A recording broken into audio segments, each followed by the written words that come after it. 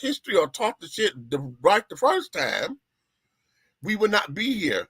So when we start to break this stuff down, and I hear Black Republicans or Black conservatives get into this because they get into this whole battle, right?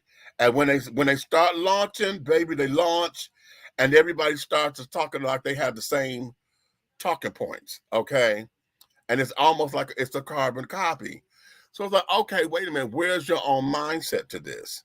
And then when it starts to get that way, they don't want to hear an opposing view. They don't entertain it. They don't say, oh, I thought about that and this, that, and other. It's always about the shutdown. It's the shutdown. It's the shutdown. In that interview, Candace was talking about the symposium that she did with T.I. and Killer Mike and this, that, and the other. Mm-hmm. Killer Mike said something on there that I thought shut the world down. Okay? Shut it down. He said, Candace and I are saying the exact same thing. Okay? We need Black folks to learn how to do better. We need more Black businesses. We need Black economic power. You know, and he broke it down. The problem became because now she just started getting partisan with it. You know, when she got to running and wanted to try to give this whole Democratic thing, and then her and T.I. got into this whole thing, like she was saying on the show. Mm-hmm. You know, now I know what you said to me, you know, personally. But now we're public, and now we're doing stunts and shows and this, that, and the other. You know what I'm saying? Right. So again, back to the original question of the show: is pandering better than cooning, or is it the same damn thing? Okay, now let me throw this in the mix as well, because some people, the issue is not so much what's being said, it's how it's being said. Because there are people. Is it how it's being said, or is it who it's coming from? Yeah, well, see, here's where I'm going with it. Okay. You know, some of us, and again, I talk about us, we often have an issue with people who are educated and seem to be talking down to our population. Well, parts of our population, let's put it that way. I mean, understand we're talking to two educated individuals right here.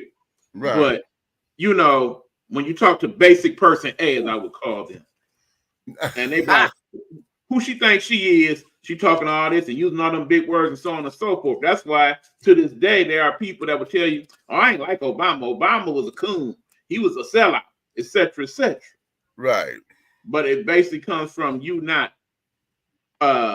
feeling comfortable with his education, or him saying words that you got to go Google map and look up. Right. That is the issue. So when some people talk about the whole cooning of it all, it's because look, I'm trying to talk like them white folks talk and so on and so forth. But okay, now wait a minute, because see, the whole cooning thing, you know, comes the buck dancing. See, you know, I don't like using the word coon, okay, because I feel that there is a direct insult. Okay, it's a direct like insult. fetch and all of that. Yeah, and the thing of it is, though, there are moments where I'm like, damn, I'm almost forced to use it, you know, because of what we have been, what our demonstrations have been. Okay, because now what they have called the Sapphire mentality. Y'all remember Sapphire, right? Okay, I got you. Sapphire from Amos and Andy. Yes. Okay, back in the day. The whole strong Black woman type who was always the Brahma bull running over the man and this, that, and the other. Sapphire became like the prototype of what we now call the strong Black woman. Big Mama.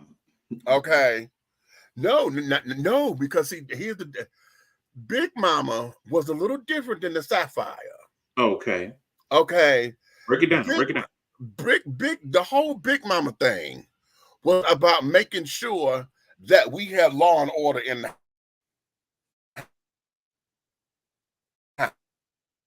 house, right? Make sure that them boys are gonna be out there and be boys. Now you go out there and get you a job because you got to take care of your family. Dr. D. Mama was mama. Sapphire became the extension. Okay. Now Sapphire is I'm gonna put my hand on my hip, and what you ain't gonna do. I told you to get yourself out there, Dr. And how and if you go back and look at some of the Amos and Andy things, okay. Back in the day when we were kids, we used to call men like that henpicked. Okay. Because we always say they ain't had no testicular fortitude or whatever. They were always out and about, always letting the woman run over them and carrying on. As long as you out there making that money, she come in, where my money? Where did this? And where that? How come you ain't come home? Yes, dear. Yes, dear. Right. But here's where that is. That there was the nag with an attitude. Because on our Ivory children's side, it was always the woman who was nagging. Nags so much and nags and nags. And when the Ivory sisters were doing all the nagging and carrying on, it drove the man to drink. Okay. Or she was always whiny, When black women was up there, it wasn't about the whining and carrying on, honey. You're gonna sit up here and do what you said you was gonna do, or we're gonna have a serious problem. Okay. It became that. And if you really want to know the truth, because we never, this whole thing now of emasculating a man that we have now jumped into this culture about, that there was in that whole Sapphire dynamic anyway,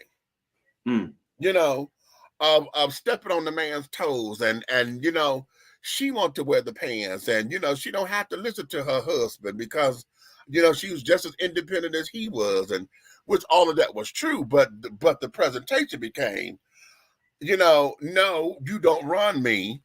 And since I'm the woman of the house, honey, you go out there and make the money, but I run this house because I got to cook and I got to clean it, this, that, and that. You gonna come because this is my house. You're supposed to take care of me, but this is my house. And it's that kind of mentality thing, okay? Gotcha. And so Big Mama, the whole idea of Big Mama, we don't even have Big Mamas no more because Big Mama was about stability.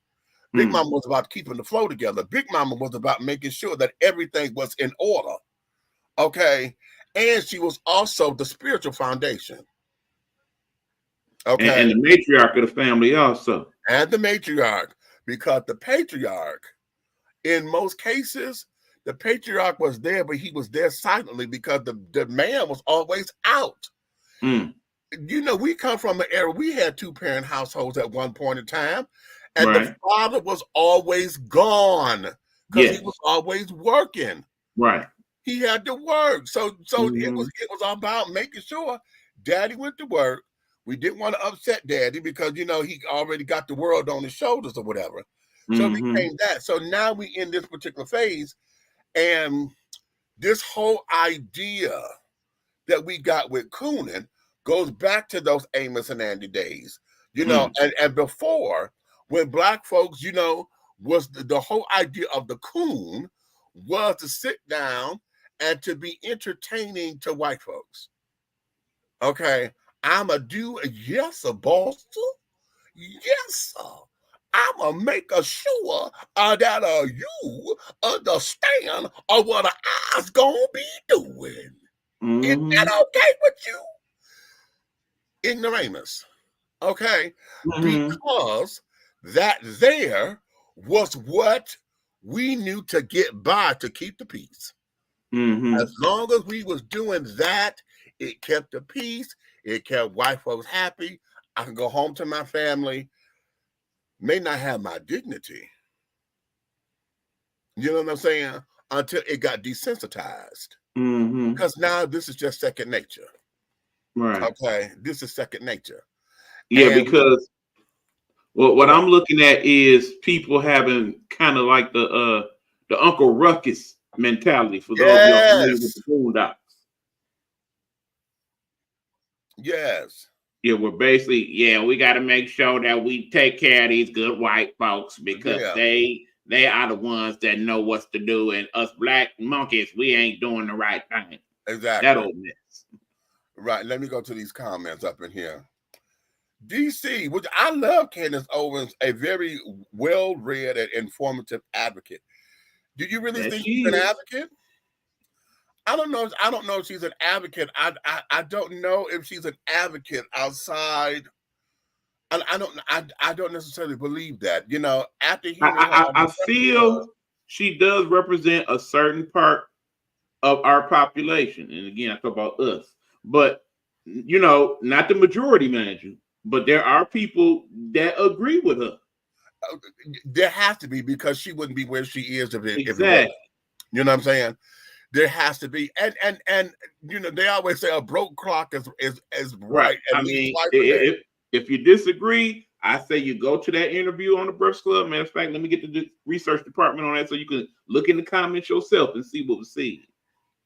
Hey there, Burlington, North Carolina. Okay, Burlington. Okay, thanks for coming in.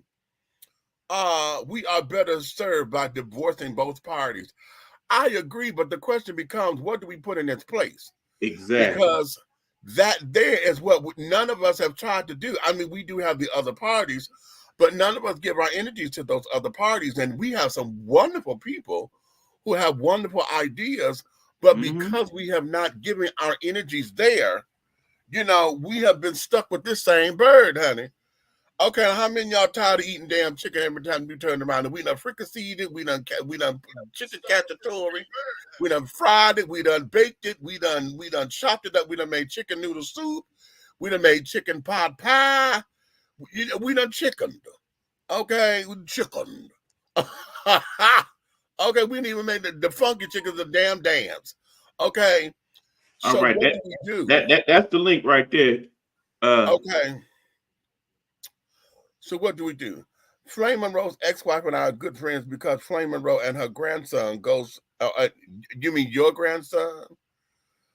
And she doesn't have a grandson. Flame doesn't have a grandson. Goes to the same private school as my grandson. Flame does not have a grandson yet. No, her kid's not old enough for that. No, no, no. Unless and Flame was never married. She got 2 baby mamas, but she was never married.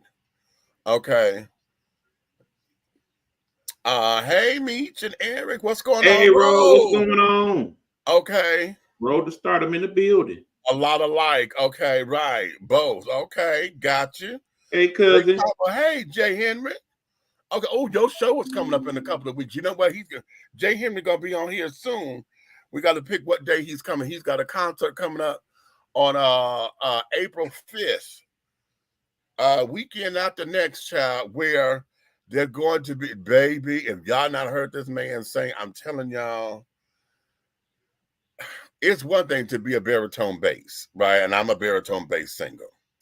And everybody who's seen baritone bass, they always say, "Oh, you Barry White, or you Teddy Pendergrass, and all this, that, and the other," right?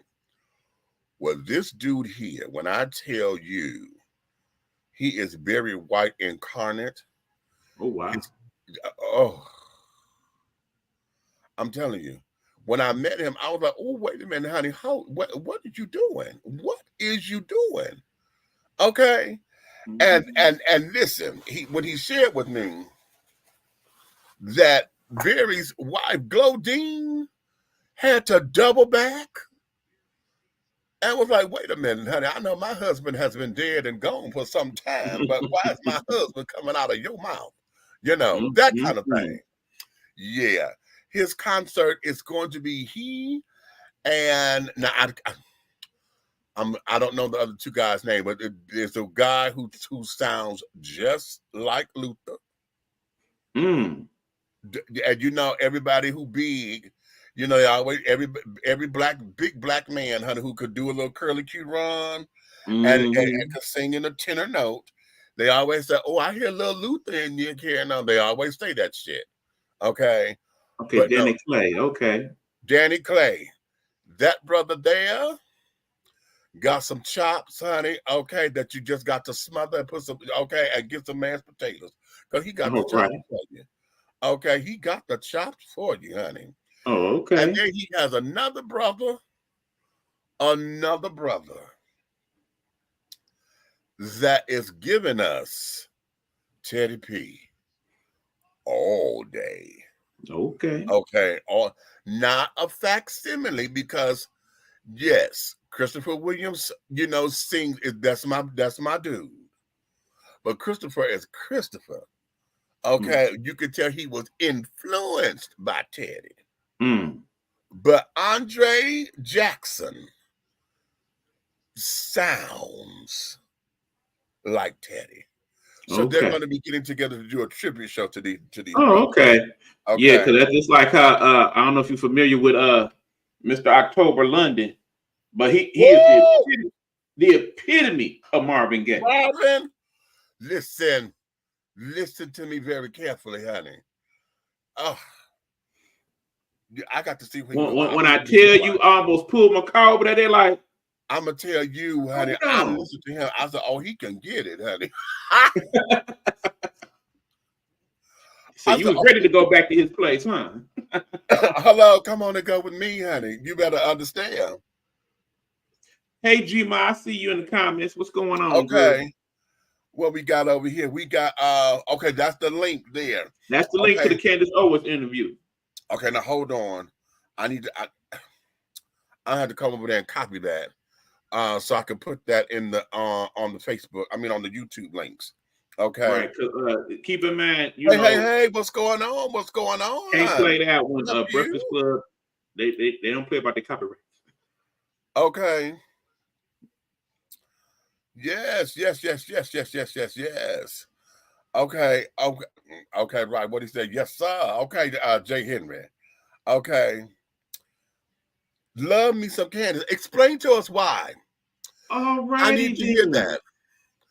Explain to us why you love her. Because and give me something deep. Please don't give me the surface stuff. Okay. Because I want to hear it. And the reason why is it's all for understanding. Okay. It's all for understanding so that we can have a full view of this thing. Okay. So that we could come out of the pandering and the cooning phase of it. I need Right. to be analytical. And I would love to hear Shy's opinion. That is Shy Glowhar. I don't know if you remember her, Meech, back when we did the After Dark edition. She was the Yeah. young lady that we had on the show the one time. Oh, is this her? Okay, yeah. Yeah, that's her. Keep in mind, her as a Canadian sister, I think will have an even different perspective on Miss Candace. You know what? Yes, indeed, because a lot of her rhetoric and her belief system or ideology is in a whole nother country. So someone from a different country who's able to look at American politics or whatever and listen to her, they ain't got a dog in the fight. So okay, that's fabulous. That there is fabulous. Yes, I need that perspective. Okay, listen. Here's the link. Okay, Jay Henry put the link to the tickets on it. If y'all in Atlanta and want to come on down and hear some one. And Jay Henry he's not also a singer, honey. He's a saxophonist. So, honey. Okay, yeah. Okay, y'all playing. Y'all ain't ready. Y'all ain't ready. Okay, y'all ain't fucking ready. I think his name is Isaac. I can't remember his last name. The one who sounds like Teddy. Oh, Isaac Lee. Oh, he's another one. Yeah, he does too. But this one here, Andre Jackson, he's the one that's going to be performing over here. Okay. I think she's intelligent but completely misguided and allows herself to be used by the system. And like I said, I feel like she is utilizing the system. Okay, mic drop on both of those because I think those are both right in the same time and space. Yeah, I think yes, and yes again. Okay. Jay Henry sounds just like Barry October. Sounds just like because think about it. When anything of issue comes up now, when it comes to Trump and people of color or the Republican Party and dealing with black folks, who one of the first people they're gonna go run to for their opinion? Exactly. And here's the thing too, because now is this pandering or is this cooning? Because one of the things about political rhetoric and particularly anybody who's been over there on Fox News, and the reason why I'm so hard on Fox News is because I was at work this was maybe, a couple of years ago, because we were still in the lockdown, but we had just opened it so I can go to work. And for whatever reasons, they had Fox News on the television behind me, right? And I've never sat down with the TV program and to listen to them. I got bits and pieces, and every time they would piss me off, I would just turn the channel. I sat in that chair for 8 hours, listened to show after show after show after show after show. And when I tell you I got up from there with a headache, my head was hurting, and I was physically sick. Okay, physically. Because I'm like, wait a minute, y'all cannot really believe what you are spouting. And then it's as if they just are a monolith of people. Everybody, y'all had the same talking points. Why do we have all these particular TV, channels or TV shows when everybody have the same exact talking points and saying the same thing? And one of the things that we do know about life is that when you start repeating shit and it becomes a repetitious rhythm, you then start to change your belief system. That's how we learn songs. That's how we learn anything. We learn everything on repetition. Okay, because now it's embedded. And my entire system had to fight that. And I went home, and I'm sitting there saying I had took an Uber home, and my head was just pounding. And I felt like I was going to just regurgitate or whatever, but I was like, no, wait a minute, honey, what is going on? And then I said, let me look at it from this perspective, because I did the same thing because I watched The View and this, that, and the other. So I said, okay, I did Fox News. Let me do something that usually is something that I watch that I don't necessarily do NBC or whatever, but I said, let me just do a whole 8 hours of nothing but this. Okay. The interesting thing is that it didn't make me sick, but there were moments where I got that same, talking point thing going on, but then I got a break because there was somebody who came in with a challenging perspective. And then when they got into the debate within themselves, because, okay, I get this, but I don't agree with that. And, and they got into, it broke up that monotony. And I was like, okay, absolutely, people are thinking, and it wasn't far-fetched. And even when they did hypotheticals, it wasn't something that I could not imagine. You know what I'm saying? I'm over here at Fox News, and when they did hypotheticals, I'm like, oh my God, that is so fucking far-fetched. Where did you pull that from? You know what I'm saying? So I did that. Where was where Don, and was he CNN? Yes. Okay, so that was so I did The View, and I think that's what I did, CNN, because I remember his show, and he used to get on my goddamn nerves. Okay, because and yeah, he's LGBT and all that. He's rainbow alphabet. But one of the things I got tired of him is that a lot of these shows, and this is the other thing about the media that upsets me, because a lot of media now are opinion shows. They're not based on fact. They're not based on doing the research, unless you have a journalist, headlining the show, okay, who have a research team to sit there and say, okay, let me get these facts together. They're not fabrications. You're not, and then you're not giving me half the story. You know what I'm saying? You're not. It is definitely a slanted point of view. Let me put out there that as you know, I studied to be a journalist, so I can speak on this from an expert standpoint. The news is meant to be slanted when it comes to certain affiliates. Okay, remember Fox owned by Robert Murdoch. Fun fact, by the way, people, Robert Murdoch, who owns Fox News. Guess what else he owns? Oh, yes. Yeah. Tell the children. Did you know that Robert Murdoch owns Tubi? Tubi. Did Say you know it. that? Apparently, Big Meech did, but I was about 2 days old when I found out. Interesting, considering that most Yes. people who watch Tubi. Listen, and okay, now here we go. Is this Mhm. pandering or cooning? Now, okay, let's do it. All right. Because right there is an example of how the media manipulates all of that. Okay. Now let's go back to where Fox, we had the Fox channels, all the black shows was on Fox and Dr. D. Fox built its narrative, it built its company based on the blood, sweat, and coin of Mhm. black folks and advertisers and stuff who came Mhm. in because programming was specifically for black audiences. In Okay. living color. Everything that was on Fox, we ran the Fox because they were the ones doing it. Right. NBC, after the Cosby Show and A Different World, what else did they have on there that was ours? Right.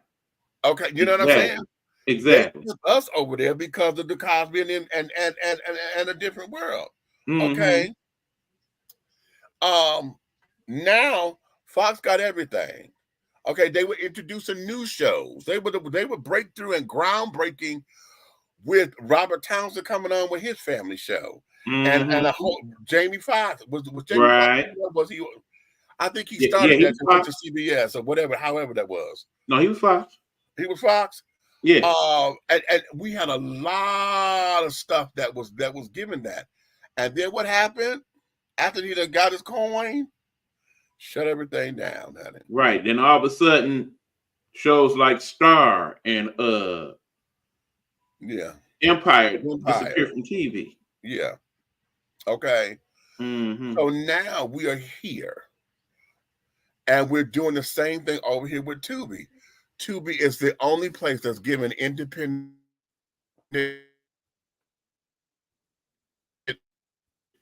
Why am I okay? I thought I looked like I was frozen for a second. Yeah, you was. Tubi TV is the platform now where everybody rushing to. Everybody I know that's filmmakers or whatever, they got something up on Tubi, okay? To say they got product and it's out, whether good, bad, or whatever, and they got some really good shit over there. Yeah. They got some really good programming over there on Tubi. Yeah. Okay. However, again, he is duplicating his formula. Okay, duplicating because remember, Tubi started off as a fucking app. Right. Y'all remember that? Tubi was an app. Just that like gave Pluto. short filmmakers a platform because you did 15 minutes or less of a short movie, a short film. Okay. And that was supposed to be the wave of the future because of everybody's attention span. Okay. You on your phone anyway. You ain't got for 15 minutes. Okay. Give me a cute little something. And carry on. Yeah. Remember that? What's the name of that app? Because understand that the pandemic pretty much killed it, unfortunately. I want to say Cootie, or it was basically where most of the programming was 10-minute shows or 15-minute shows. I would not be surprised if he owned that as well. But it's along them lines. It just, yeah. Go ahead. Okay. But a lot of what we got now is us running back over there because we're so we it's the way in. It's the way in. So if that's the formula, then okay. But now I always ask this, now that you know better, how are you going to do better? Okay. Because does it become revolutionary and I'm gonna create my own? Or does it become, in order to beat the system, you got to work within the system? Does it become that?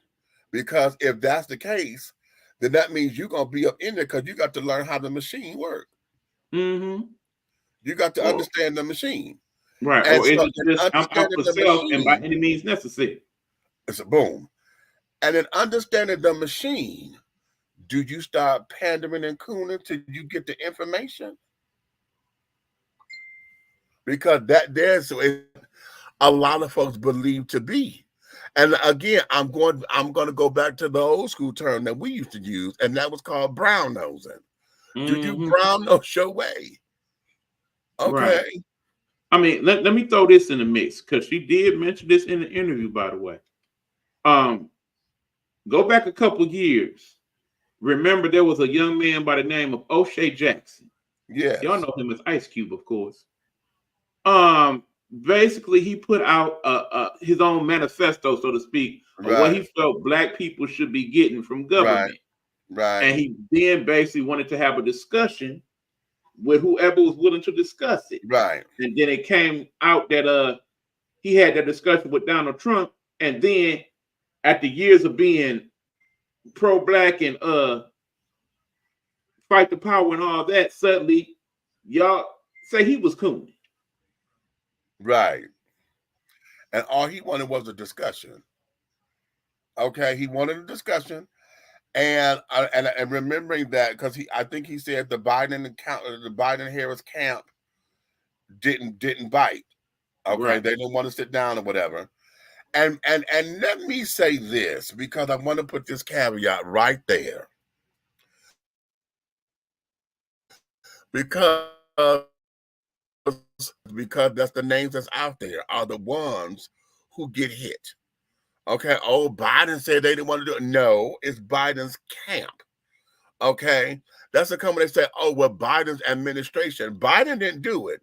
This is the administration. It's everybody else that's up under him who got the power to do all the shit that they supposed to do before it get to his desk. Remember, the president doesn't have a damn vote. He can suggest, he can sit down there and say what I want to do and carry it on. It's everybody else that got to sit up there and do the shit. Okay, that's the part that a lot of folks forget. So when we said the Biden and Harris camp said no, that's all them children, the press secretary, all them children who kind of blocked the damn thing instead of having the damn interview. So hold on. Speaking of cooning, let me switch it up 180. Speaking of people I see as coon-ish, let me talk about somebody that don't look like us for a minute. Oh, somebody from your neck of the woods down there. Marjorie Taylor Greene. Wait a minute. Don't sit the two for a minute on that. This red calling on the line. All right. Now, Marjorie Taylor Greene, good people. This woman seems to be the unofficial Congress spokesperson these days for the former president. Take, for example, what transpired at the not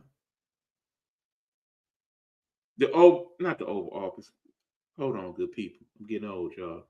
When they did the State of the Union, and she arrived in full MAGA regal. Was that not cooning as we defined it? Was she not cooning for the former president? Hey, Gene, I see you. Thank you for checking in. We appreciate you. Yeah, at the Capitol, absolutely. Was that not cooning? What she did that particular day? Listen, wait a minute. Press pause for just a second. That's Red calling. He forgot he in Chicago and they're an hour behind us. So I like the link in the thing. He said, oh, yeah, I just remembered, honey. I'm an hour behind. So,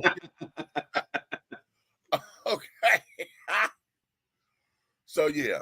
But yes. And I'm glad you brought that up. Because, again, is it pandering or is it cooning? Because you brought up Marjorie Taylor Greene. Let me bring up Herschel Walker. Yeah, go there. Okay. Because it was real easy for us to call him a coon. Mm-hmm. Okay, because of the mess that he made of that campaign. Absolutely. Okay. The entire, I'm getting my Vera Walker voice, honey. His entire campaign was complete and utter buffoonery, Perfect word. pandering to the umpteenth degree. Absolutely. And then this is where I say it was separated, because you went from pandering to cooning out. And let me know, and you know what? I ain't gonna do that. I ain't gonna do that. I'm gonna go one better than cooning out. You showed everybody you was a fucking dumb jock. You hear me? Pretty much. A dumb jock. Mm-hmm. That's what he showed us. Yes, Jay Okay. Henry, that part. What's going And on, Hugh? that is what upset me the most. Because I know in business he's running companies and carrying on. Okay, he has a curtain. He has a company that does hotel curtains. Okay, because as that's an homage to his mother, because his mother used to sew and she did that kind of work. So he sells, the whole company got the curtains and shit for the hotels. He got some kind of chicken company or something. I don't know what to do with the chicken. I don't know if they fry them, if they grow them, or raise them, or whatever the case may be. He got a chicken company. He has a couple of businesses that is sustaining him. And his football days was so long ago. To where here's where he is. All of that became, you went beyond pandering and cooning. You went to dumb jock. Point blank, period. Now I'm gonna bring Red up in here. What you eating, Red? It don't have a post. Look. What's going on, brother? What's going on? You ain't gonna start. Coming in starting. Bud. You coming in starting. Wait a minute. Let me expand everybody out so we can get the full little thing there. Okay. My man Buck, what's happening, brother? What's going on, family? Good to see you, my man. Always a pleasure. I'm going to the comments. Okay, Jay, I was just about to say that. Okay.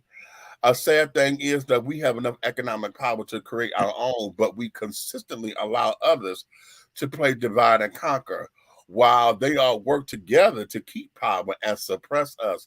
Jay Henry. Okay, Jay Henry.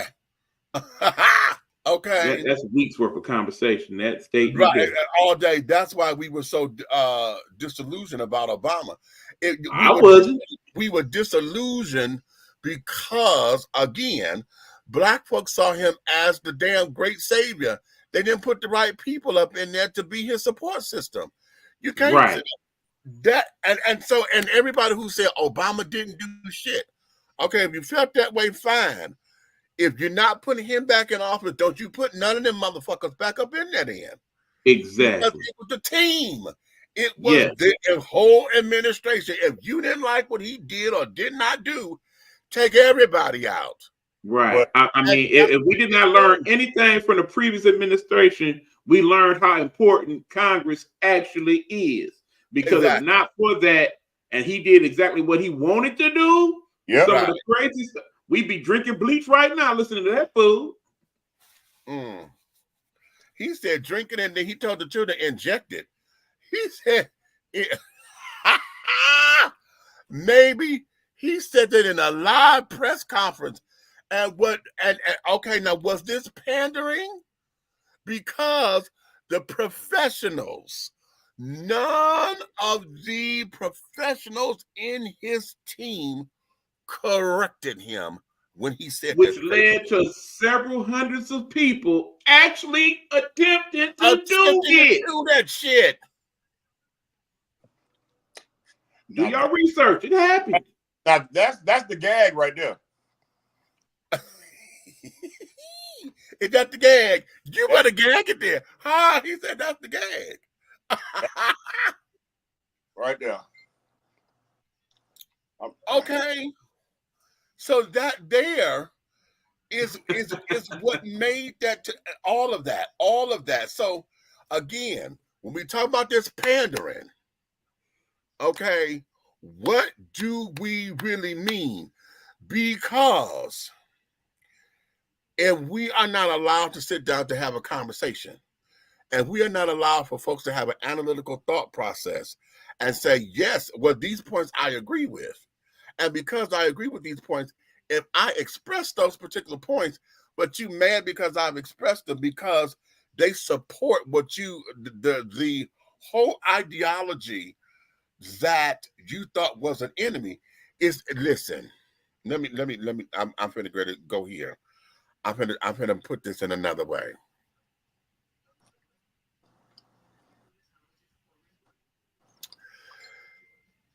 It took me a minute, because I was fighting this forever and a day, when folks were always saying there's a gay agenda, right?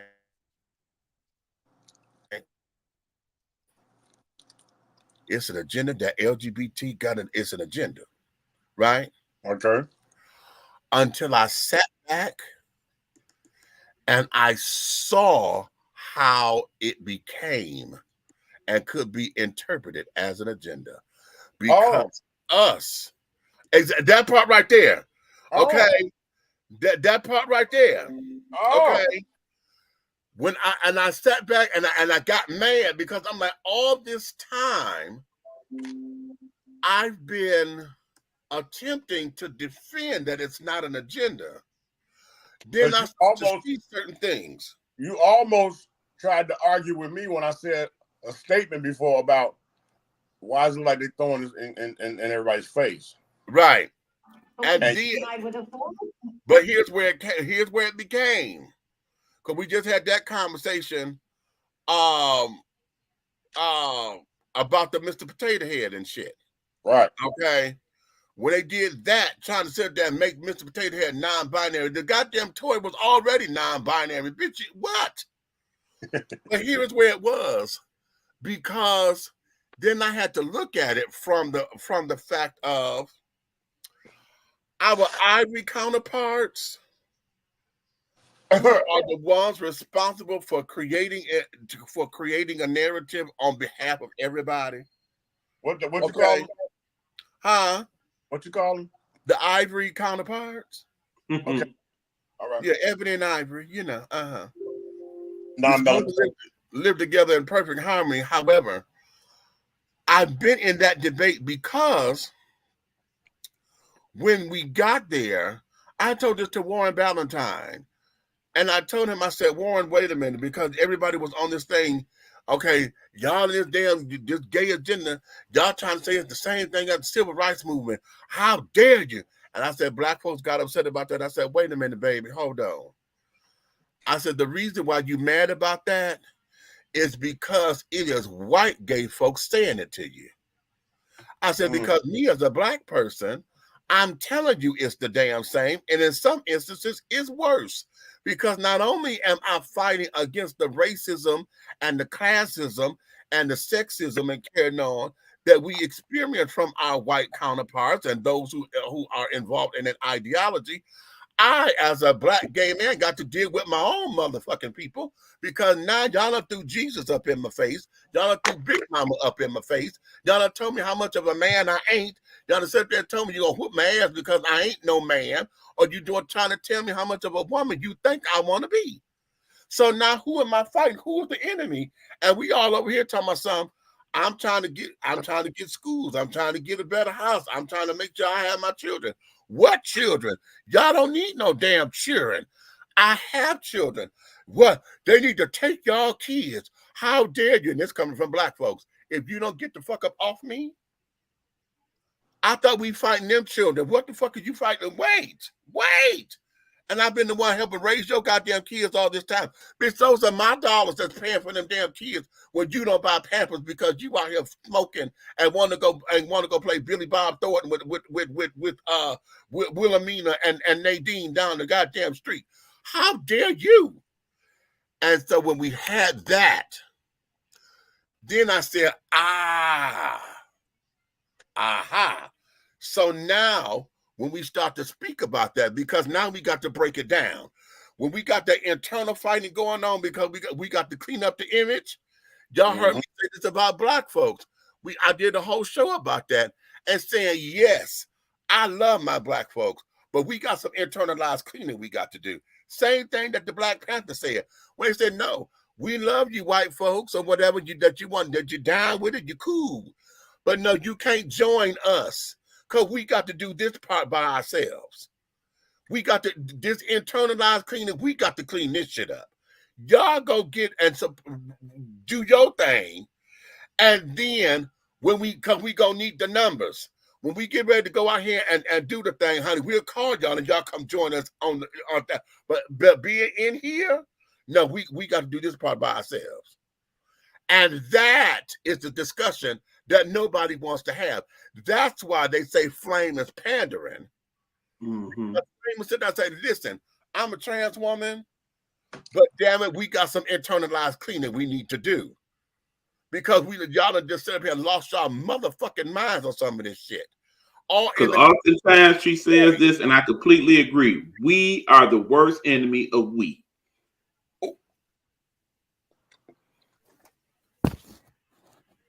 What?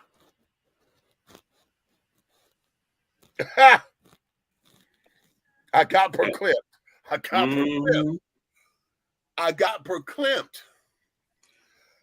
I refer you to that Ice Cube song, Us. Okay, but you cue up Us. Ice Cube, cue it up. Yes. Come on. These are the kinds of conversations that we have to have. Absolutely. You understand? The black church, we see that in the news all the time. Right. That's why these platforms that we are utilizing to have these discussions are important for that reason. Because we need the contrast as to what's actually being discussed in the full stream news media. That's it. That's it. Go on. What you trying to say, Red? Because you about to fly too.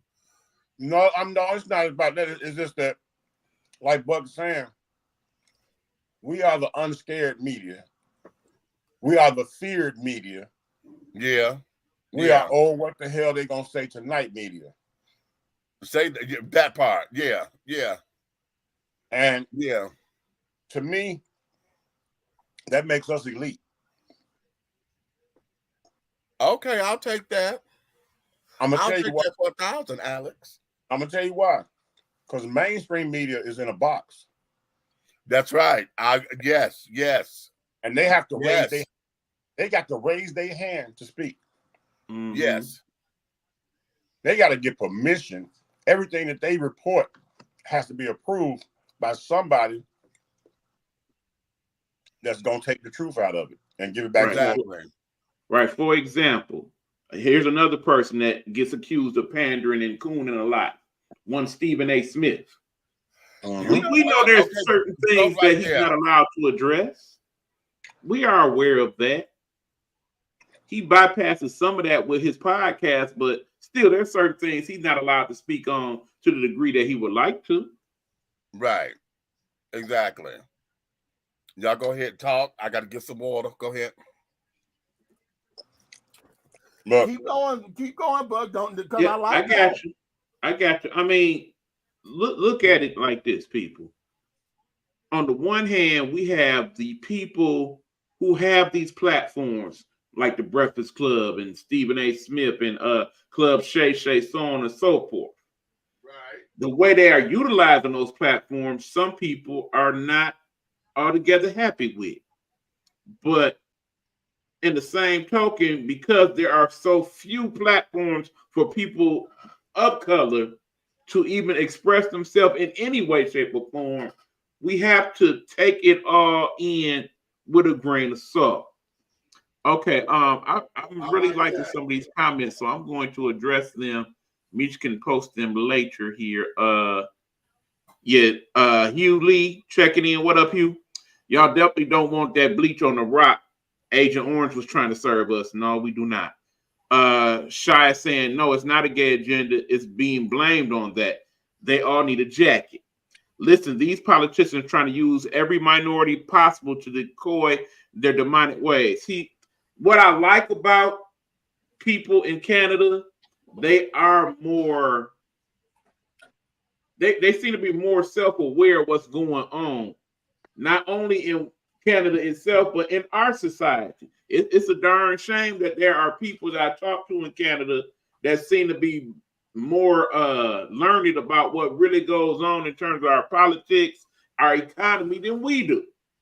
And they don't even live here. That's because they're trying to learn what not to do. Right. And to be honest, as a black conservative, Shaq goes on to say, I generally love gays. I feel the world would be alive without them. But I don't think forcing so much sex into education in grade schools is confusing. We simply just need to be real. Oh, Haji is checking in. Yep. Those agenda fights are just plantation fashion fights. We want those arguments to be mean something, but they bear no weight or follow through. Interesting comment, sir. Jay Henry back in. We have allowed ourselves to be socially engineered and have so much of a desire to be accepted. Our worst mistake was integration, which really weaponized and covert segregation of the black community. Yes. I mean, because as you know, if you do your homework and learn your culture and what have you, there were several cities, Detroit being one of them, that had a very sprawling and vibrant black population with several businesses and all types of things. But as time went on, because we became the enemy of we allowed them to take from us. And now that we have the opportunities to build back, we are too concerned with, well, if I get that, then he got to have. Well, how come he get that and I don't have? And so on and so forth. I mean, think about this for a minute, people. The four major sports here in America: football, basketball, baseball, hockey. Obviously, take hockey out of that mix. Pimping. I say take baseball. Just go with football and basketball alone. The vast majority of the players in the NFL and NBA, economically, if they pool together financially, think about some of the things they could accomplish in our black communities. Hell, I can name just three people from that, between that and the entertainment, media, sports. I can name three people that are doggone wipe the death of it off. I mean, just look at what LeBron James alone has done in his community at Akron. Yeah. Just that. Right. Have you all heard what's the comedian name? He always smiling. The Day dude. Mike Epps, how he bought back his block and such, yeah. You saw how he did that? Yeah, in Indianapolis. Yeah, he and his wife, they've been renovating them houses and stuff. Yeah. Bought back a lot and have their own formulation of regentification in the area that they come from. Right. Remember, Mike Epps actually has invested in Detroit. The former, I forget what it was before, but now it is One Mike. It is his own comedy club that he has here in Detroit that is supposed to basically specialize in having local comics come on to open or, have their own showcases here in Detroit. Oh, that's hot. That's because, you know what? Because he's one of the few that understand that up-and-coming talent needs a platform. They need to be nurtured. Yeah. Where they're not ousted or overzealous. Like right now, there's so much talent in the music industry, from hip-hop all the way to jazz, blues, R&B. But these folks that have just done a plethora of things, got a basic bedroom just for their Grammys, are not allowing people to come in. They're not allowing the new talent to come through. Right. Right. You want to be 60. You want to be 60 years old spitting bars. Sit your ass down. The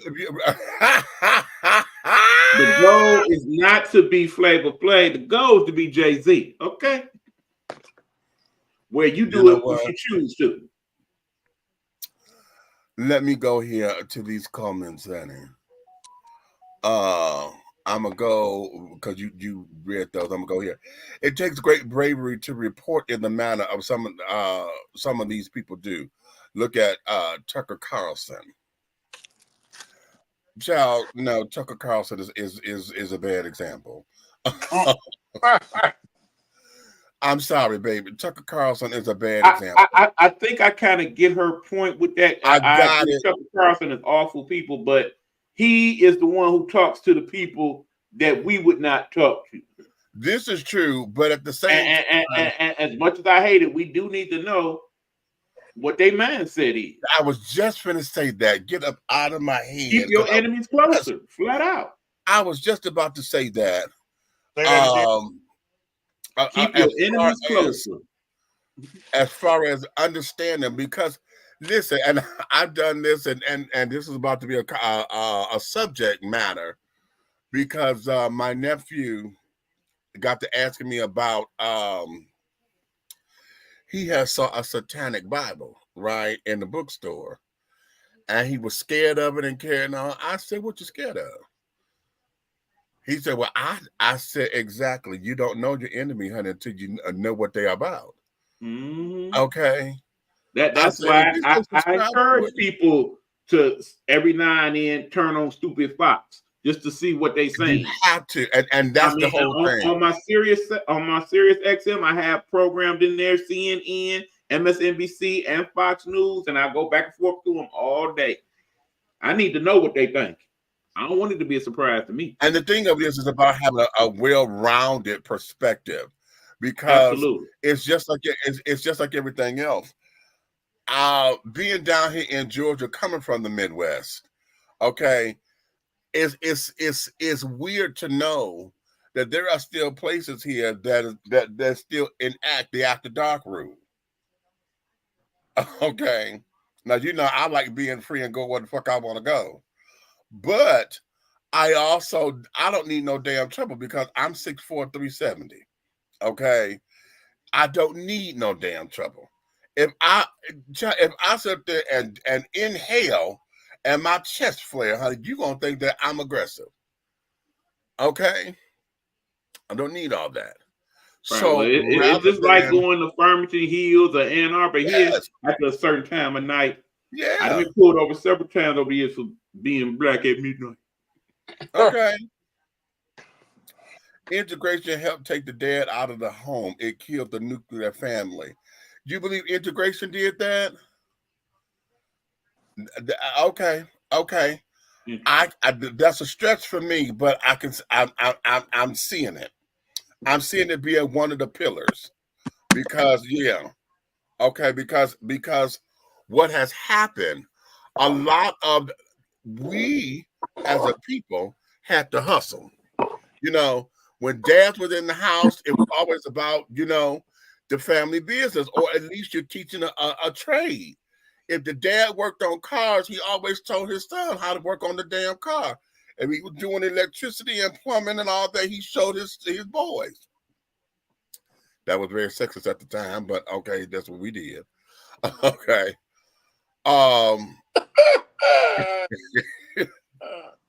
Good. But that's what it was. So then when integration got into place, now all of a sudden the hustle wasn't the hustle anymore. Because instead of you taking your TV down here, y'all ever watch Good Times when James was fixing everybody's TVs and shit? But instead of you taking it over here to James, now you integrated. So you decide to take your TV down here to Bob Mart or whatever. Zenith. Right. Okay. And instead of fixing the damn TV, he showed you how to get a brand new one. And you get it on payment installments. Okay. They put $2 down and pay $2 every month. Yeah, it's the original affirm. Okay. So a lot of that case. So now here, look at it now. We don't even have picture tubes in the TV no more. Everything is a flat screen now. Yep. You know what I'm saying? So the technology. So in addition to that, and then a lot of that kind of stuff started to move out and move away. Then the technology started advancing. when the technology advanced, all the old cats, honey, shit, they didn't know nothing about it. So what did they do? Shit, now they ain't got no fucking hustle. Unless they did something damn illegal. Okay. So I see where he's going. Yeah, it's part of the pillars. It became a step. It was the stepping stone that took you here, to where then it just started to crumble everything. Okay, it started to crumble everything. Okay. Where we at? Okay. She said, good. Okay. That's why I'm using my platform to break new talent. Okay. Say that, Jay. Mm-hmm. He went to Russia. Okay, that was cute for him, honey. And as you know, I never saw him as a journalist. He was just somebody who just went to go cover a story, not necessarily a journalist. But again, as Buck said, he was willing to go do some of the things that the average person wasn't doing. But then he's also making television on top of it. See, that was the stunt. That was the shtick. Mm-hmm. Right. You know what I'm saying? Right. Exactly. Remember, when all is said and done, the people on network television, first and foremost, get money. Yep. Okay. Reporting the news is secondary. We don't have to like anybody, but I need the real raw reporting. Okay, I feel you on that. I agree, because anyone who is completely partisan is very misguided, uninformed, and closed-minded. Say that. Exactly. I can see it. Even women felt the need to fight to earn, and now look, we can't even survive. How about that? Okay. It was part of it. I wish I could fully explain. I believe the Civil Rights Act that was passed killed us. What was passed was not Dr. King's original vision. Okay. After the Civil Rights Act, our community was deindustrialized and jobs left. Then they gave our women welfare, which was a check to keep the man out of the house. Now that there.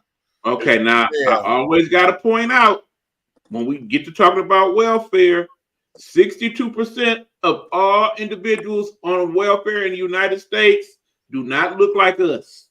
This is They true. are Caucasian from the island of Caucasus. Hey, would you please give out that statistic again? I am having that argument. Over 62% of all individuals on welfare are people that do not look like us. Do you honestly think that they would allow an institution that would help us to capitalize and come up, so to speak, be made for primarily us? Do you think that would have passed? Keep in mind, welfare goes back to what, the 50s and 60s. Right. You think if we were the people that were the sole beneficiaries of that would be allowed? That's why they don't like it. Here's where it is. But what has happened is that when our Ivory counterparts was able to get welfare, number one, they kept it private. Number two, their husbands were the ones to get it. Because as a family unit, the check and shit came in the husband's name. Right. So remember,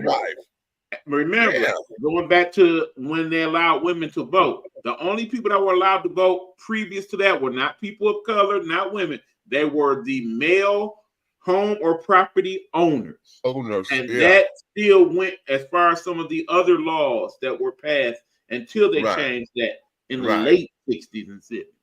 Right.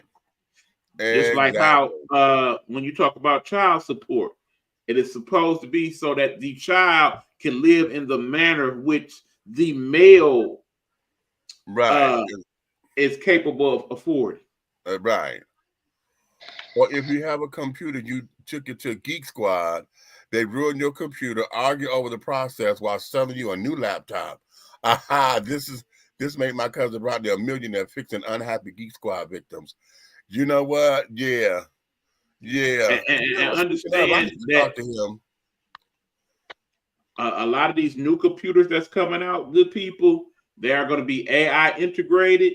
Right. If you don't know what AI is about, you might want to start learning. Okay. All of these things over the years were meant to keep men out of the house and women thinking that they could do shit all on their own. And it broke up the classic family. It broke up the classic family because it became a catch-22. With the welfare system, of course, for our families and carrying on, a man couldn't be in the house, not even your own son. My sister just went through that maybe about 6 years ago. Okay, 6 years ago. Her son was still at the house. He was in transition, about to get his own place and carrying on.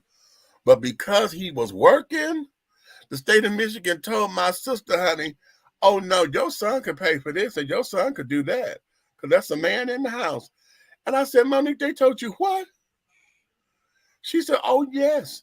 So that forced my nephew to move so that they wouldn't cut nothing, because my sister still had two younger kids. So that forced him. She was like, I didn't tell my son is not supposed to take care of his younger brother and sister like that. You know, he's doing his thing. I said, girl, no. And I broke because I hadn't heard that in so long. You know, shit. My sister wasn't even born the last time I heard that. Mm-hmm. You know, they were not born. They were born in 1977. They were not born the last time I heard some shit like that. And now, just 6 years ago, my sister is facing that very thing.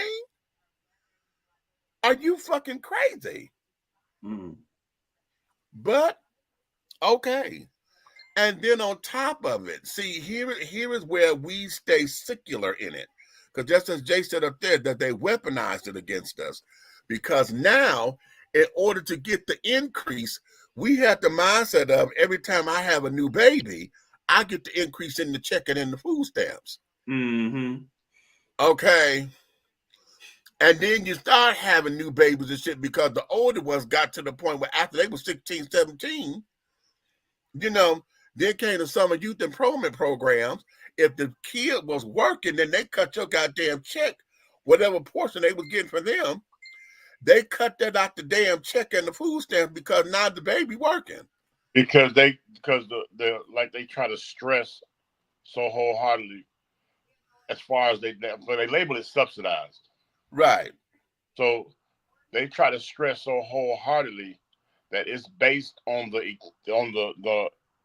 economics that's going on in your home, the time that they approve you. If you go above that in that exact same address, then they got to base it on any really, it's crazy. It's not even net. They got to base it on the gross income that comes into that home. But at the same time, again, subsidy doesn't mean help you get ahead. Subsidy means subsidize exactly what you have going on. Right. I like that. I like how you put that. That's rich right there. Yeah, you're never going to grow from where you at. So if you got 7 kids in the house and each one at a time is turning to the age where they're working at McDonald's, each time that somebody goes to work is each time they keep chopping their check down because McDonald's has got to balance out what they took from you. Right. Right. So the basic thing is once everybody got a job, you don't need us no more. Right. Exactly. Exactly. That's sad because children need to build and move on and grow. Exactly. Right. Not mention the fact that even if you do have said McDonald's job or whatnot, if you had to use that to support yourself, say that tomorrow mama gone for whatever reason, and now because you run the household and it's you and your siblings with McDonald's check, how much stuff you actually gonna be able to get done on $9 to $12 an hour on average? Oh no, it switches because mama gone. Say that again because you froze. I said, you said what? Say that, Buck. Say that again, Buck, because that froze on you, honey. Okay. Okay, yeah. Like I said, so what happens then when the McDonald's check is the only money coming in the house at all because mama has passed away or something to that effect, and now you have to support you and your siblings on $12 an hour, 40 hours a week, $480 minus 30-something taxes, etc., etc. Okay, and y'all still gotta eat, pay rent, insurance, etc., etc. Well, Buck, and then at the point, that's when the 3 C's of poverty comes up. 3 C's. You listen to me. It's crack, cocaine, and control. So now that mama's gone, subsidy kicks back in, and now they raise the benefits. Right. Listen. Right. At the time, you're never still away from that same poverty level. Okay. You get it? You Let never me go get back over here. Mm-hmm. When you add, they take away. When your house gets taken away, they add. But it always equals right back up to the same damn dollar. Exactly. How about that? Now do Mm-hmm. that math. Okay. And then you wonder why people selling crack and coochie. Crack, cocaine, and cooch. Okay. Right, but today, brother, crack and the cocaine, really, you work for the government as a drug dealer. Right. Okay. Right. They literally got so much of that stuff that come in. They have 10 trucks full of cocaine come through, right? 9 trucks make it. 1 get busted, the sacrificial truck, to make the news to look like the doggone entities are doing their job, while the other ones are distributed throughout the urban communities. Right. Making the urban community think that that's the way to get ahead of subsidized living. Right. So thus, now we gambling on, okay, we're going to get these dummies this right here. They're going to get out there. They're going to make this money. They're going to go out and buy all the dumbass Cadillacs and Lincolns and doggone extravagant furniture, buying all that stuff. They're paying taxes on it. We're making money. You feel me? Okay. Money off them buying the big dope. We're making money off them buying up everything because they're going to go shopping. They're not going to invest. Right. So my concern is, what if they bump their head one day and do give us reparations? What we going to do with that money for real? The Cadillac dealer and doggone Indian jewelry man are going to be. You seen that episode of Chappelle Show? It's going to be just like that. Wait a minute, I'm rich, bitch. Right. They knew when they took the jobs that they knew the men would start to resort to crime to feed their families, which would allow them to start the prison pipeline, which then allow corporations to get free labor. Now, exactly. Okay, exactly. Welfare is about providing stores from preventing stores from getting overclaiming losses. Okay, the vanilla. Not the vanilla female vampires. You know what? Stop it. We're mad because they could no longer claim black folks' welfare checks. You saw in the movie The Help where the mothers would wheel the black maid to their daughter so she could get the black woman check. I know about this because some of my family members work for white folks. Wow. Okay. Hide the money and spend on black businesses only for a while. Maybe it's time to do that. Okay. Okay. Let me say something right quick. That's that 24-hour blackout I was talking about. Yep. There we go. It'll never happen because we can't come together as a people for 24. Nope. Did you know if the black community of the world Right. 1 penny for 24 hours? Wait a minute. That represents over $60 trillion worth of money around the world. Let me tell you this. With people, we know how to do it because we saw it done with Black Lives Matter. When George Floyd was killed, and we had motherfuckers over in the Philippines say, we here with black folks. When damn near every country in fucking on the continent of Africa, when that woman sat up there and said that we were standing with American black folks, okay. When she sat up there and got to doing her speech, I said, wait a minute, wait, what the hell just happened here? And I still don't believe that we really looked at that. We got so tied up, a distraction, we got so tied up with BLM, the corporation, all them follow the money, okay, because they fraudulent.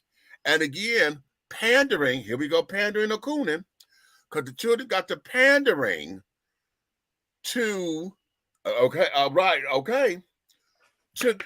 the media about BLM doing this, and this, when Antifa, it wasn't Antifa, not Antifa, because No, the other one. What's the other QAnon. one? QAnon. That's it, QAnon. That's them. When the QAnon folks was doing the shit and blaming it on Black Lives Matter. Okay?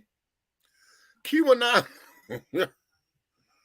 But we got so distracted and disappointed. Now, again, I'm not going to erase the internalized cleaning on that. That comes separately.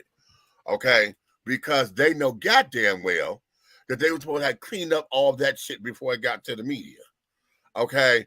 Especially when the 3 women who started it, lesbian women,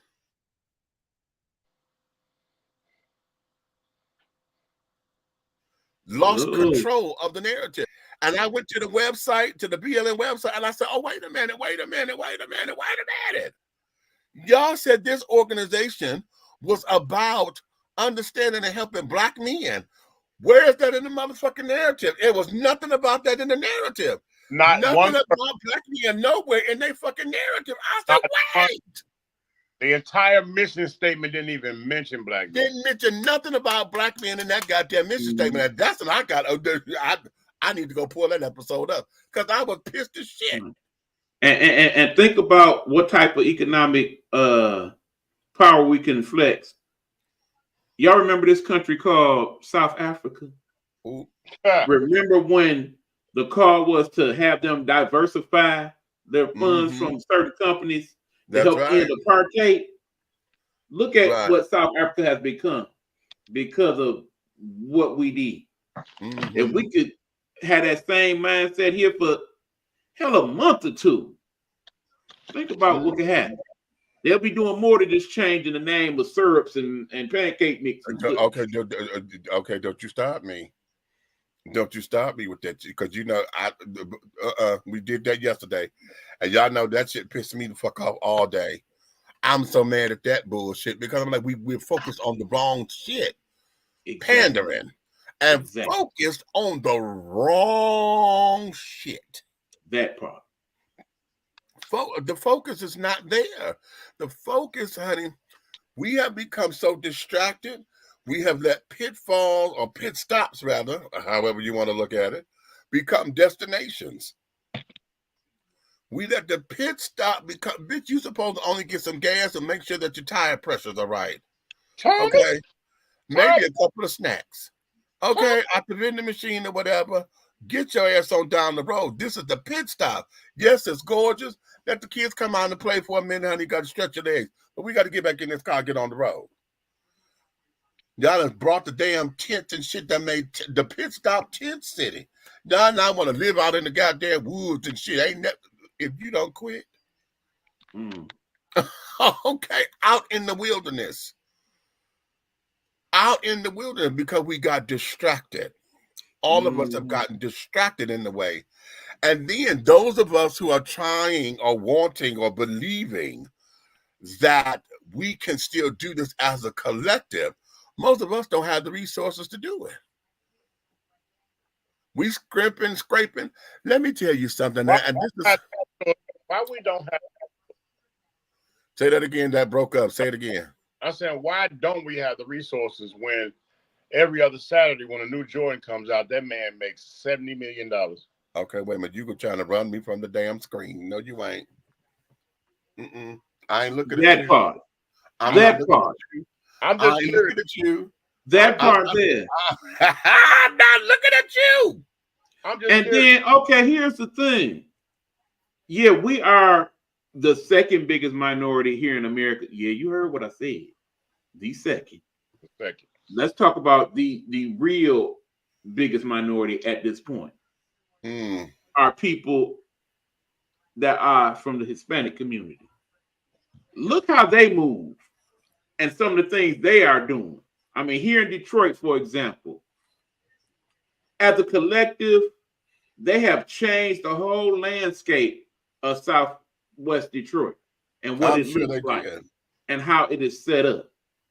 How can they, when they only been here for slightly more than 50 years as a community here in Detroit, come together as a collective and get done what they've done? But here we are, having been here since hell, like the 20s here in Detroit, and we don't own but like 10% of this entire city that is predominantly black. I'm a show. You know why? Because again, we are the color red and flashy things. We're distracted. When we had businesses and they came and threw us money, and because we got tired and or it was too much for us, we sold out. I'm still mad at Barton Cable. Yeah. I'm still mad at Barton Cable. I'm mad at Michael Jackson. Okay. Did you know what? You remember? I gave him a caveat. Okay. I gave him a caveat because it was either all or nothing. And they went up in there knowing that deal. They went in there, the city of Detroit and all the other people, they knew what the hell that deal was and knew exactly what was coming up. They tried to backdoor their way in on some fuck shit. Okay. And that's what made, because he was about to child, we really had Never Land in Detroit. And Canada, for that matter. Yes. Honey. Michael was going to be the next Walt Disney. Yes. Yes.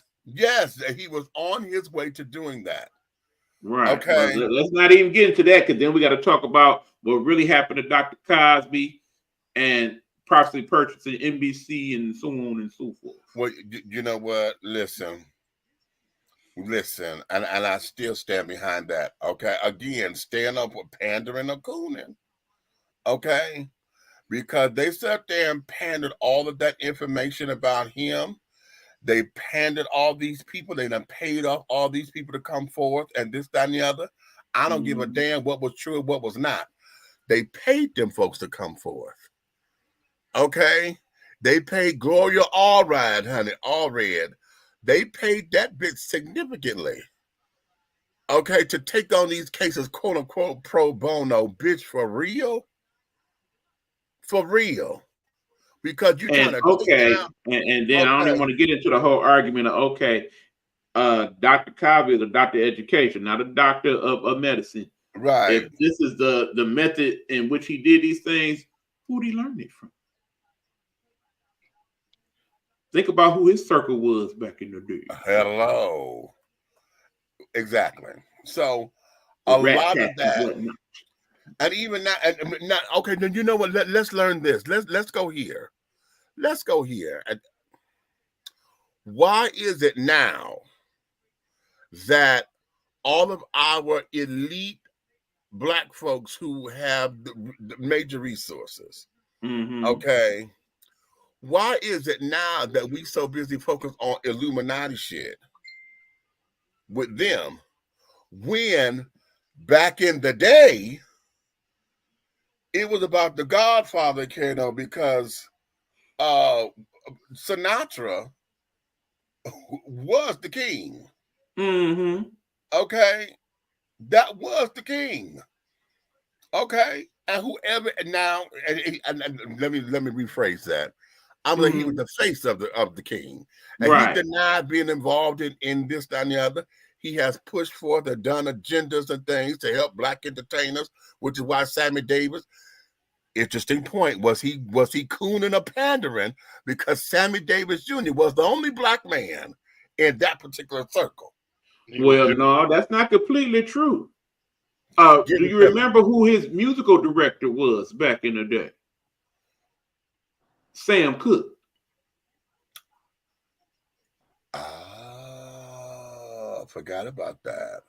And then Sam Cooke was the one who started playing the major white club, the Cotton Club, and that's right. I forgot the about Copacabana that. And such. Yeah. And then soon after his demise, and because Quincy came the next. Quincy came in. But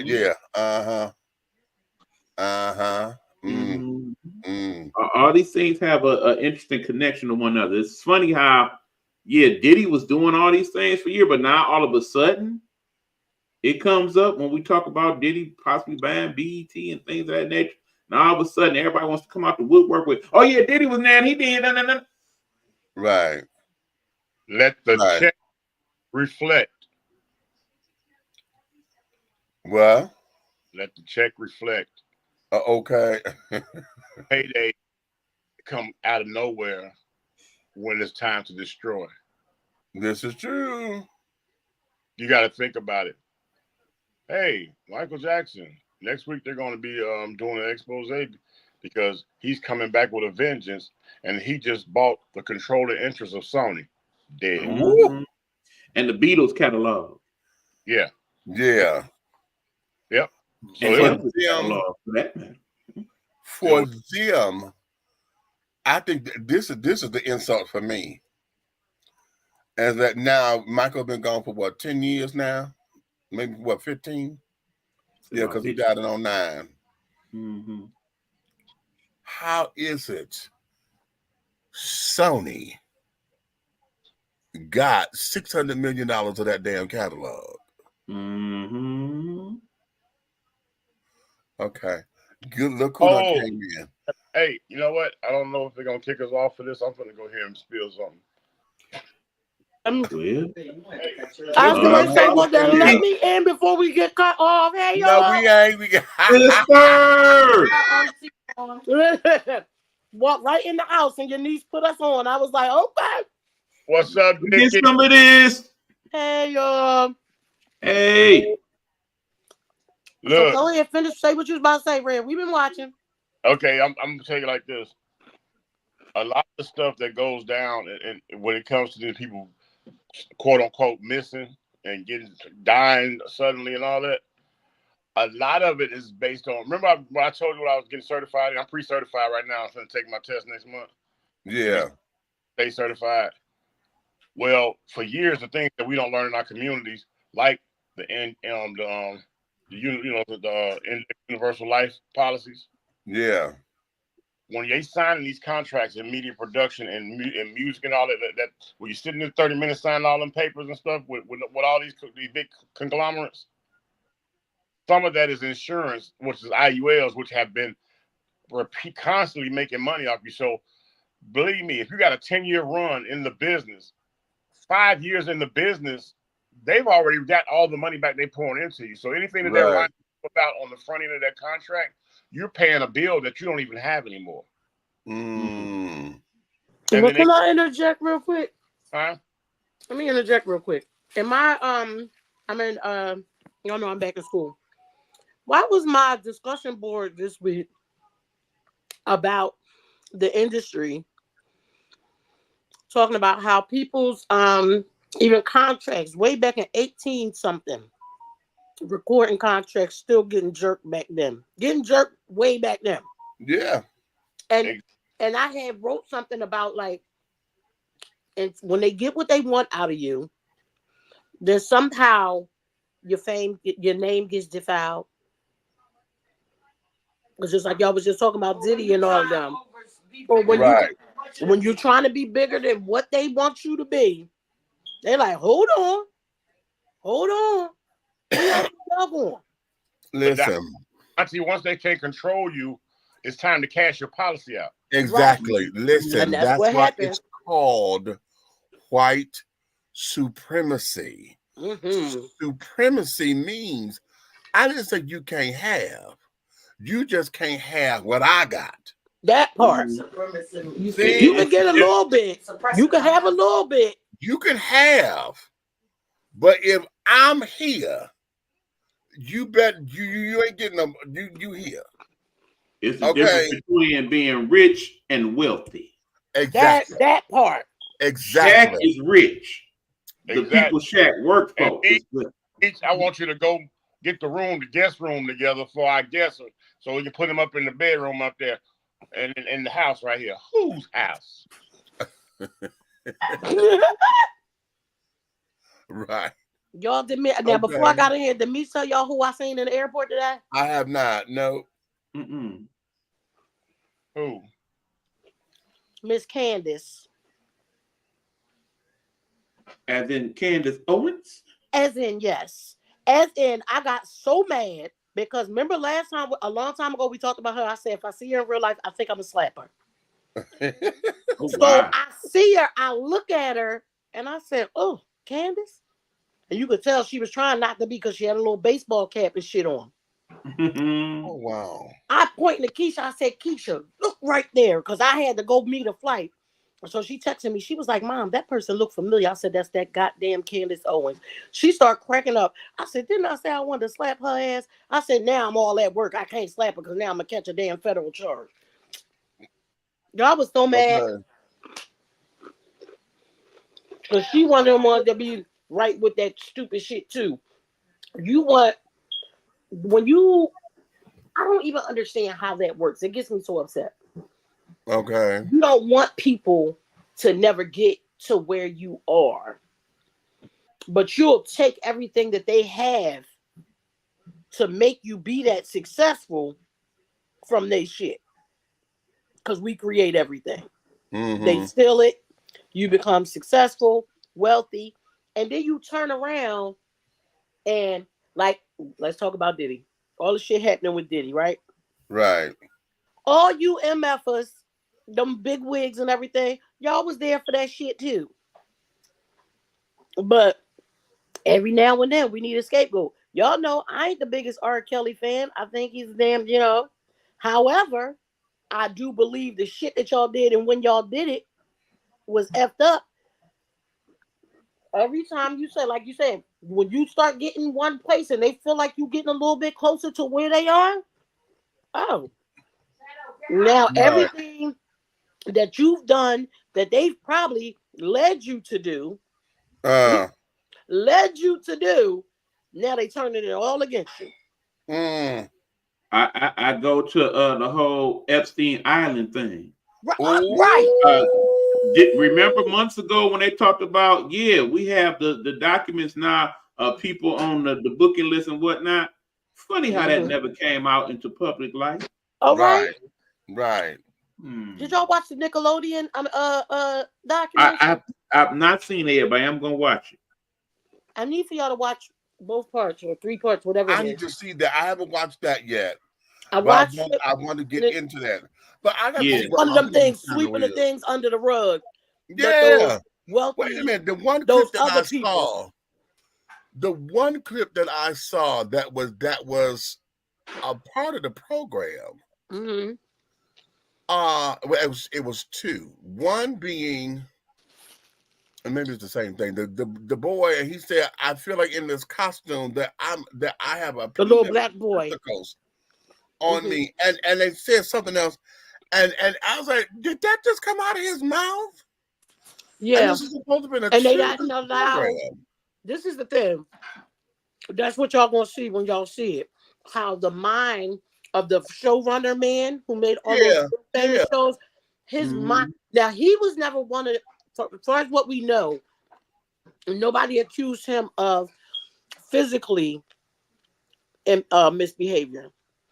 But his mind, all of that shit that they had them doing, being in them Yeah, leotards, when they getting squirted in the face, and all of yeah. this. Watch when y'all see it. They're gonna be saying, "Oh shit, I didn't realize then that was a cum shot." Hello. Yes, of That course. man was It's just, really, really. He was in his mind. He was just weird. I don't know if he, like I said, I don't know if he actually did something to any of them children, but I know a couple years ago, I think it's 2017 or 19.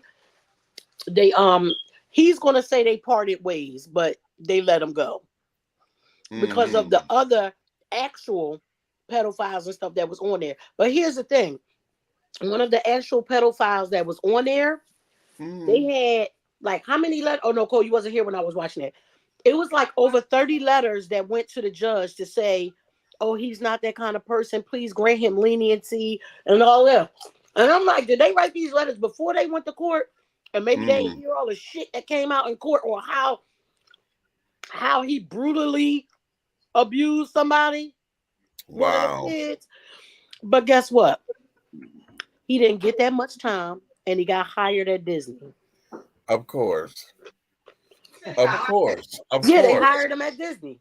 Of course. The other man that was messing with the kids, y'all, they all go over his house one day, right? And he got one of those rooms with like the old memorabilia, toys, comics, and everything like that, right? Right. They say they look over and see this portrait of a clown, and it just looked out of place with all the rest of the stuff. And somebody asked him about it. They said this man got so excited to tell them that that was a picture painted by John Wayne Gacy, who sent it to him. He had a stack full of letters. This nigga was pen pals with the damn serial killer. And was proud to tell everybody. Good evening, Louise. I said, but all of this stuff just getting swept under the rug and swept under the rug. All of it. The clip that they showed with the same little boy, they had what they covered him in peanut butter, had the dogs licking. Yes, had the dogs licking it off. He said it felt nasty. He He's said, like, I don't like this. What Yeah, happened he said, was, oh, no, I don't like this. They didn't let the parents be around them. They had them in other rooms. Ain't no goddamn way. Now the one, Baby. if y'all remember that show, the kids used to watch Drake and Josh. Y'all remember that show? Okay. Okay. Yeah, I think, yeah. So Drake, that was the thinner one until the other one lost weight. Right. Drake, Nickelodeon, yeah. Yeah. So Drake is the one who got really sexually abused over and over and over again. Now, what they were doing were driving wedges between these kids and their parents. Drake's dad, from the very beginning, said, keep my son away from him. He said he noticed something. He said, I didn't know what it was, but I knew it was something. So he drove the wedge between them to where Drake went back to live with his mom. The dad said, the only thing I asked, he said, I turned over everything, all the paperwork, all the, the ages, everything that he needed so that she could keep him being successful. He said, I asked her to do one thing. Keep my son away from that man. Do never let him be alone with him. Something ain't right with him. The mom ain't listen. When I tell you that boy got abused over and over and over and over and over again, she let him spend the night at the house. Like, and the court documents, when they pulled out the court documents for what it said he did to him, violently. And when he called his father to say, Dad, they got him, his dad still didn't know that his son had been abused. His father said, well, thank God they got him before he got his hands on you. Can you imagine? Because now I'm sitting here like, well, damn, when did the dad find out? Like, the dad was on this thing crying. Because it's like, he felt like, well, at least he ain't get my son. We was conscious enough to keep my son away from that the whole time. He let his son out of his damn sights. The mom, I guess she probably, they was divorced. So I guess she probably said, he don't know what he talking about. And the mom ain't had no car. So the man would offer to drive, come pick him up, spend the night and everything. This man was calling him like he was really his man so much that the boy had a girlfriend. He at the girlfriend house. He called that boy's cell phone over and again, started calling the house phone to where he said, my girlfriend's mother took me in the kitchen, closed the door and said, what's really going on? Tell me what's going on. And she took him to a therapist the next day. Wow. Baby. Mercy. But look, you'll lock up all ours. Listen, again, pandering or cooning? Or is pandering better than cooning? Ooh. Okay. Are they the same thing or is pandering better than? See, again, when we talk about narratives, okay, we watch political campaigns. Now, political campaigns, that's pandering. Yeah. You're trying to sit down here and get folks to do your votes and this, that, and the other, blah, blah, blah. And I will say this. I learned so much on my political run. And I didn't have the money. I didn't have the team. I didn't have what I needed to get me over the threshold. But I just discovered something too that says, man, I'm capable of doing the job, I don't know if I'm ready in that regard. Because here's the thing. Dealing with the people, and now what we're dealing with here in College Park, dealing with these folks, and I learned that on the campaign trail, those same people that love me and they kiki and ha and oh, Demetrius, yes, and rah every time I spoke. This they gave their support to somebody else. Right. Oh, honey, yeah, you are so good in this. You are They so good. smile in your face. Oh, we need Oh, you in this God, race, take your child. We place. need you The backstabbers. in this Okay. race, honey. And we knew you was gonna bring the thunder, honey. Every time you got up there, you said the right stuff. And I said, no, it's not the right stuff, honey. It's the only stuff. Okay. But then Okay. it became like I was not necessarily the comic relief, but I was the voice of reason that got folks engaged to vote. But as far as the aesthetics of what they want their politics to look like, Oh, baby, you was the opening act. ha, You was the ha, opening act, me. how about that? Crazy. The opening act, Right. the headliner. Okay. Oh. Now I done got them all warmed up for y'all to take my shit. Exactly. You know, and that was that there is that, but that pandering, because you listen to what they're saying, you listen, and hell, why do you think Agent Orange had the following that he has? Because he knows exactly what to say to what group of people. They one-hit wonders, and they able to take and run with it. Yeah. He a pimp. Ain't he though? Okay, well, a PIMP, honey. PIMP. Okay.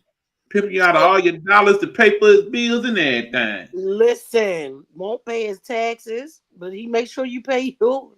Yeah, exactly. Because I promise you, if he come up with that money tomorrow that he need to get his business to stay, it's because he pimped y'all.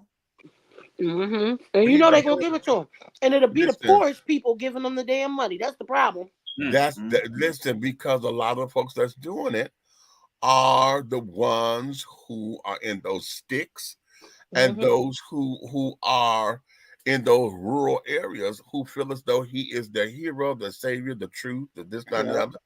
You got black folks who feel as though he's the best thing for black businesses and black economics. And he gave us 2 checks. Yup, and they really believe that. That's the funny part. They really believe that he was. His name was on them checks. That was all him. Listen, I still want to hear. I need for black businesses to show me how they survived and thrived. Let me say that, how they thrived up under a Trump administration. Because all I'm hearing is, when Trump was in office, we had money. It was called the stimulus check, bitch. Yeah, Trump ain't give y'all that motherfucking money. They printed some money because we needed to stimulate the economy. Right. Exactly. Y'all got extra money. You got the emergency damn unemployment benefits and carrying on, honey. Right. Extra $300 a week, bitch. It was lovely. Okay. All of us were sitting up there getting all y'all scamming asses, they got them PPP loans. Okay. And they do the right thing. You could at least. I did do the right thing by listen. Those of y'all who sit up there, we even got stimulus stamps, bitch, and y'all sit up there eating crab legs and shit for real. Y'all went up and got lobster for real because you were able to do it. Now y'all know I'm one of them. I'm one of them. You give me some food stamps, I'm definitely going to go get me some crab legs. Okay. But let's say this. Put a caveat on that. That's not foreign to your diet. Right. That's true. That's not out of your character. That's true. You know what I'm saying? Y'all know I'm a Philly girl whole and heart. They tell you want to keep a Philly girl happy, keep her hair done, and make sure she got crab legs. Okay, that there is something that you do. We know damn well most of these folks only go to crab legs, only eat crab legs when they can go to damn buffet. The buffet. And they get them because it's all you can eat. Or during tax baller season. Yeah. Okay. You understand? So we go. So that there, when I need to hear that from Black-owned business, I got DC texted me, and he said that I'm going to read his text because I asked him. He called Candace Owens an advocate for Black folks, and I said, "Okay, please explain." And he said Candace advocates for Blacks to break away from both parties and be more collaborative, collective, a more collaborative, collective community. She advocates for that, and I'm like, okay, I'm gonna put a pin there because I need to hear. Because I don't think sometimes I get mad when she actually makes sense.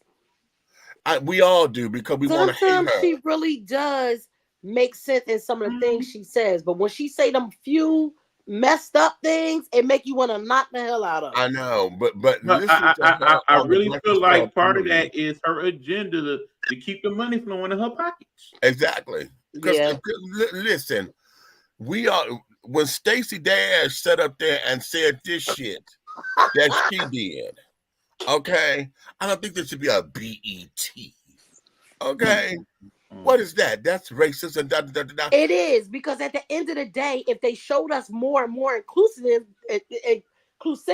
we wouldn't need a damn BET. We wouldn't need it, and that's the whole point. Right. We wouldn't And need the sad part is HBCUs. we as a community don't value BET enough, because again, when we get to crying about, oh, the Grammys do us wrong, the Oscars do us wrong. Yeah, why the hell do you care? Because we got the BET awards, and most of the motherfuckers won't even show up. That part. Right. So then you give leeway for the people to be able to talk shit about the BET Hip Hop Awards because they get real ratchet. But guess what? Them hip hop artists show the fuck up. Yes, they do. And imagine if we supported all our awards when we are the ones that do most of the major movies. Exactly. Right. If Denzel and Beyonce and all them in the same place in one night, you think it ain't gonna get no news coverage? Exactly. It'll be on Extra and TMZ and everything else that next day too. And look, I know y'all probably talked about this a couple weeks ago, but y'all, and I'm not in the Beehive or nothing like that, but I am living for this country music, and only because it's making them crazy. I promise you, I know every word to Texas Hold'em, and I love 16 Carriages too.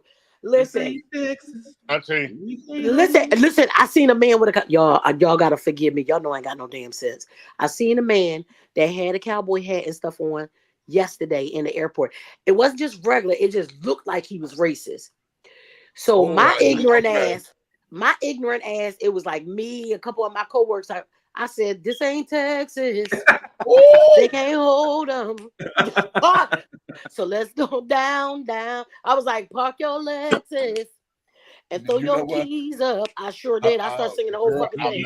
You got to understand, if it's properly set up, this could be the biggest album any African American person has had since Lauryn Hill. Yes. Baby, at the end of the day, I'm here to support real funk and real R&B. Hey, listen, all right, we already talked about before when Bo Duke had to say what he had to say. Right. But how dare you call Blue Ivy's mama, dog? On Blue Ivy's internet, did you get on there and say that woman is like a dog trying to mark her territory? Do you forget where country music come from? Right. So this is my thing. The only thing I had to say, and it's not negative, it's just, okay, it took Beyonce to do it for them to get their panties in a bunch, because K. Michelle's country shit is popping. Shit is lovely. Okay? And it flows so easy because we forget K. Michelle got her scholarship on a fucking yodeling. She went to school on a yodeling scholarship. When she came to music, they turned her into the R&B stuff. She had been wanting to do the country. So now I'm like, okay, is this going to open the door a little bit more for her and some other young Black country artists and stuff out there? You know, you kind of overlook them until Beyonce did it. But what I didn't know was until the other day when I was doing my research for homework again, when she performed that song with the Dixie Chicks, I don't give a fuck if they changed their name, bitch. Y'all named yourself that. That's who the fuck y'all are. The Dixie Chicks. I didn't know. They said somebody from the audience said, "Get that black bitch off the stage." Yeah. Oh Yeah. wow. I said, "What?" Oh yeah. Yeah. She Called was. from the audience. Get that Yeah. black Right. bitch Knowing off that the a lot of our artists have Southern roots, How mixing you gonna tell gospel somebody and that was country. born and raised in Houston they can't sing a country song, bitch? Exactly. And country music come from us just like every damn thing else do. Exactly. Have the country music if it wasn't for us. Have y'all forgot about people like Ray Charles? Right. All of them. I ain't see Yeah, this that's big right, Chris. uproar. Red. Remember Right. when Nelly did the song with what's his name? Tim McGraw. Tim McGraw. Yeah. I ain't see that big uproar about that. No. But because it was Beyonce, and y'all know Beyonce can come and shut your whole genre down. I'm gonna be honest though. I'm straight up. You niggas need to quit complaining, right? Let me tell you. Here he come, y'all. Here he go. I'm just saying, at the end of the day, these good white folks are upset Uncle Ruckus. because damn, they had hockey and golf. We took it. Yup. Yeah, we did. That Tiger Woods, he's a good black man. Even though he got an overbite that looked like a grand piano, is he still black? Exactly. Sorry. But then Couple of Check the Asian, tag. whatever he call his damn thing. in 2 years in a row, Mhm. one poker champ ended up being a black man. Right. Well, listen, after the little boy in Alabama, we gonna take swimming too. Now. Not Black Aquaman. Yes, Aquaman man. Aquaman. Man. Hey, but here's the funny part. What's that chick name that had the baby popped out, came and ran circles around everybody? What was her name? What, the track girl? Yeah.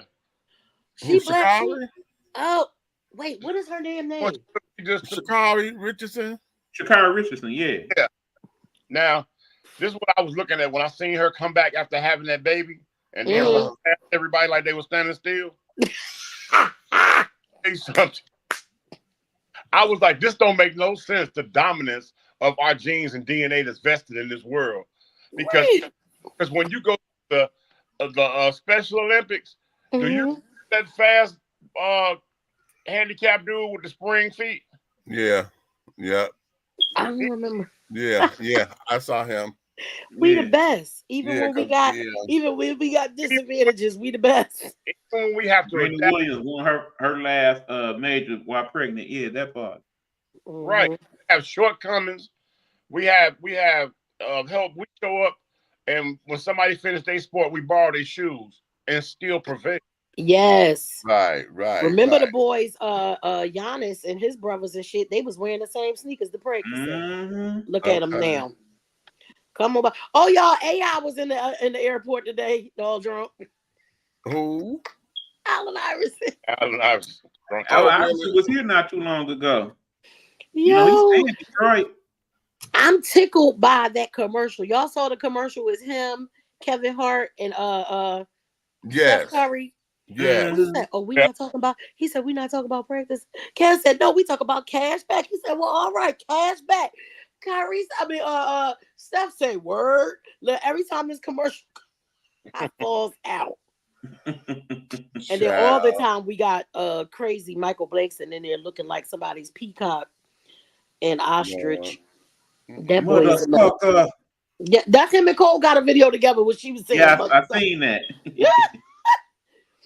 But yeah, we take over everything. Look, them girls in gymnastics, because y'all know that's my sport, can't do the shit that Simone Biles do. So what do? They ban some of her moves. Yeah. Yeah. You mad because you scared they gonna get hurt. Okay, well, they shouldn't be trying shit that Superwoman do because it ain't for you. You banned some shit because you're scared they're not going to be able to do it. It ain't for you. It's her move. And you know it's bad that people in the comments talking about, I hope she frees up again. Haters. For real.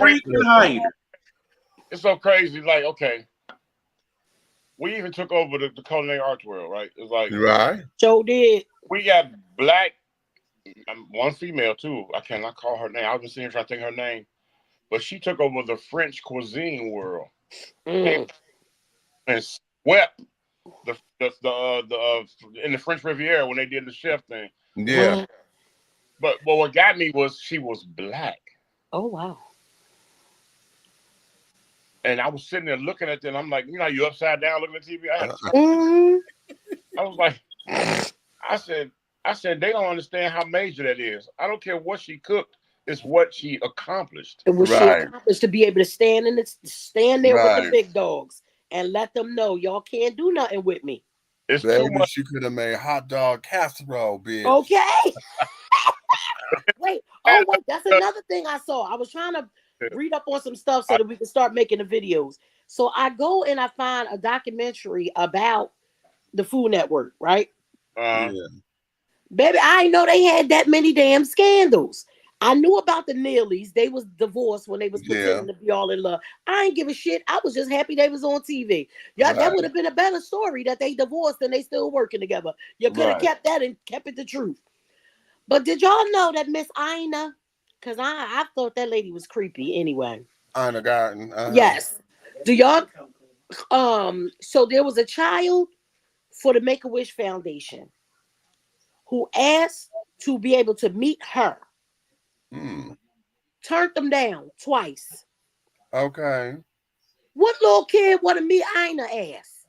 Bitch, you ain't nobody breaking down no doors to meet you. That mean ass heifer said no for that child dying wish. Oh. Now, of course, you know they got with Paula.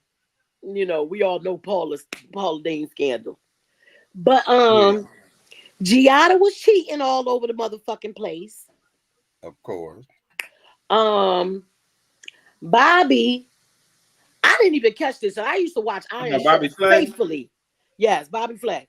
I used to watch Iron Chef faithfully every fucking week, and I did not catch this. Yeah. When they was doing the last season, that motherfucker had on a t-shirt that said, "This my last Iron Chef show."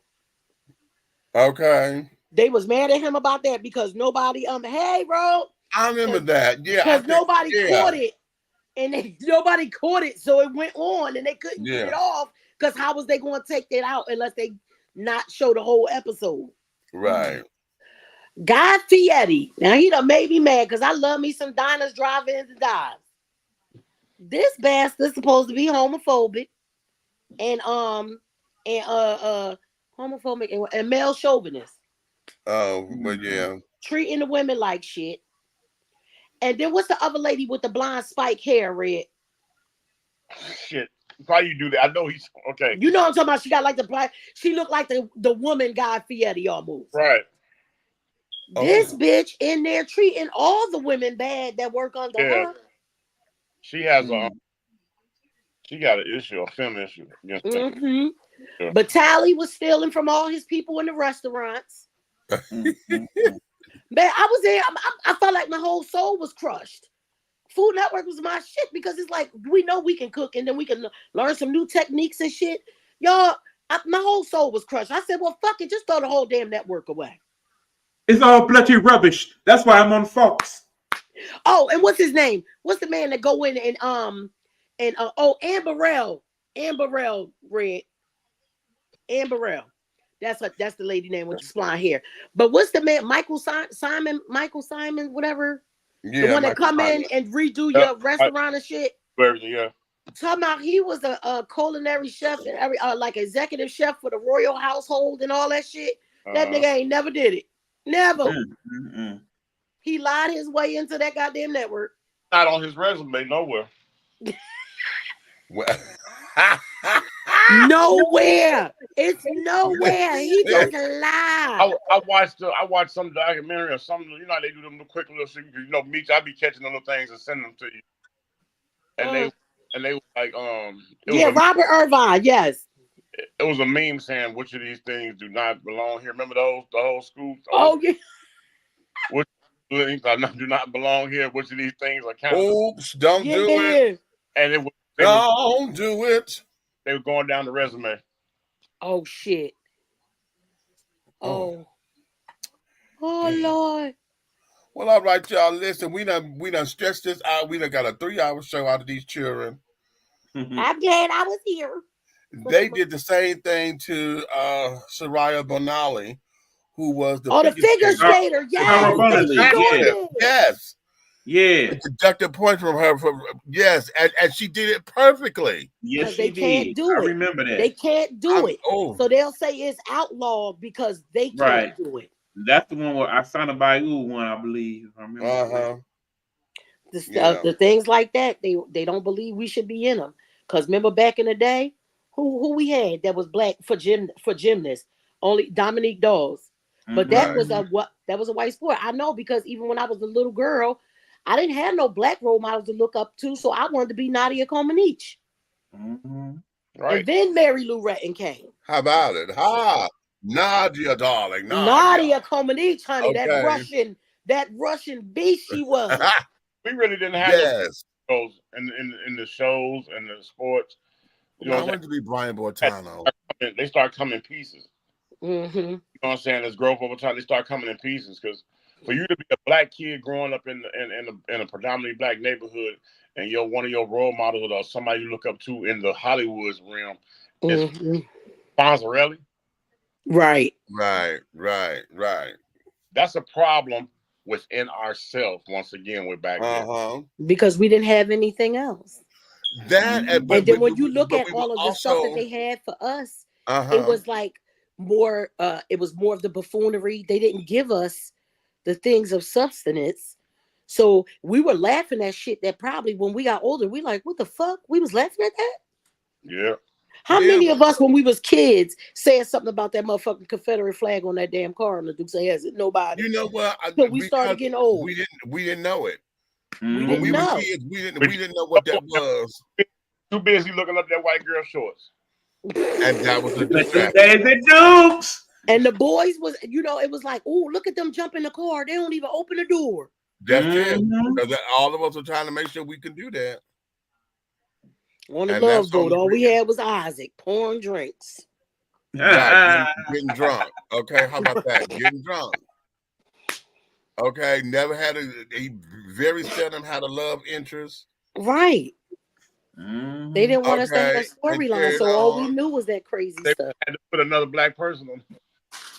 That's when most of them shows just had that one black guy. It's always just one. Venus Flytrap on WKRP in Cincinnati. Then WKRP Squad in Cincinnati. As a matter of fact, so Fish with Ron Glass. Oh, Fish was my show too. Oh, there you go. Fish was my show, because then Fish come on before Sanford and Son or something. Or after. I think he came on after, actually. Yep, I used to like Fish. Because what's that man name? No, not Fish. Fish was the spinoff. Yeah. Barney Miller. That was the Barney original. Miller. Barney Miller, honey. He came off from Barney Miller. Yes, honey, but of course, Ron Glass was everything, honey. Yep. One of even when we had Sanford and Son, he was a black business owner, but look at what he owned. Jump. But at the same time, we still downplayed that. I think we did a show about this a while ago, and I think I did one over there when I was working with DC, and we were talking about that very thing. The idea that even in the black show, that's my mama. 50 Davis, they owned the barbershop. They owned the barbershop. Okay, they owned it. Okay. What a lot of the shows were showing us as entrepreneurs. We were making our own money. The Jeffersons, the cleaners. Even though a lot of those shows were taken from British television, but don't get me started on that. Okay, right. Well, but yeah, I did a little research. I know that's right, and I'm always watching international TV, so y'all don't even know. A lot of them shows, Buck is dead on. A lot of them shows. Steptoe and Son. I mean, a lot of the shows. Hell, I just did some research on Three's Company. That was based off a British show. I still don't understand that shit. Right. I still ain't never understand that. But different strokes. But here we are, right here, 4 black people. Right. I can do, and it's sad. Lord, what? it's sad, but I can do simple gestures, and all of us will know what it is. Mm-hmm. But we'll miss a question about our historical facts and our answer. Right. Yeah. Mhm. Right. I can do this. I can go like this. What's that, Gomer Pyle? Is that what that is? Is that what that is, Red? It's two people, Gomer Pyle and Benny Hill. Benny Hill. Oh shit! Remember when he's little? Oh my god. Yeah. That nigga You remember that? Benny Hill. he was retarded. Okay. But it's just funny because those are memories that they made sure kept of our neighborhood.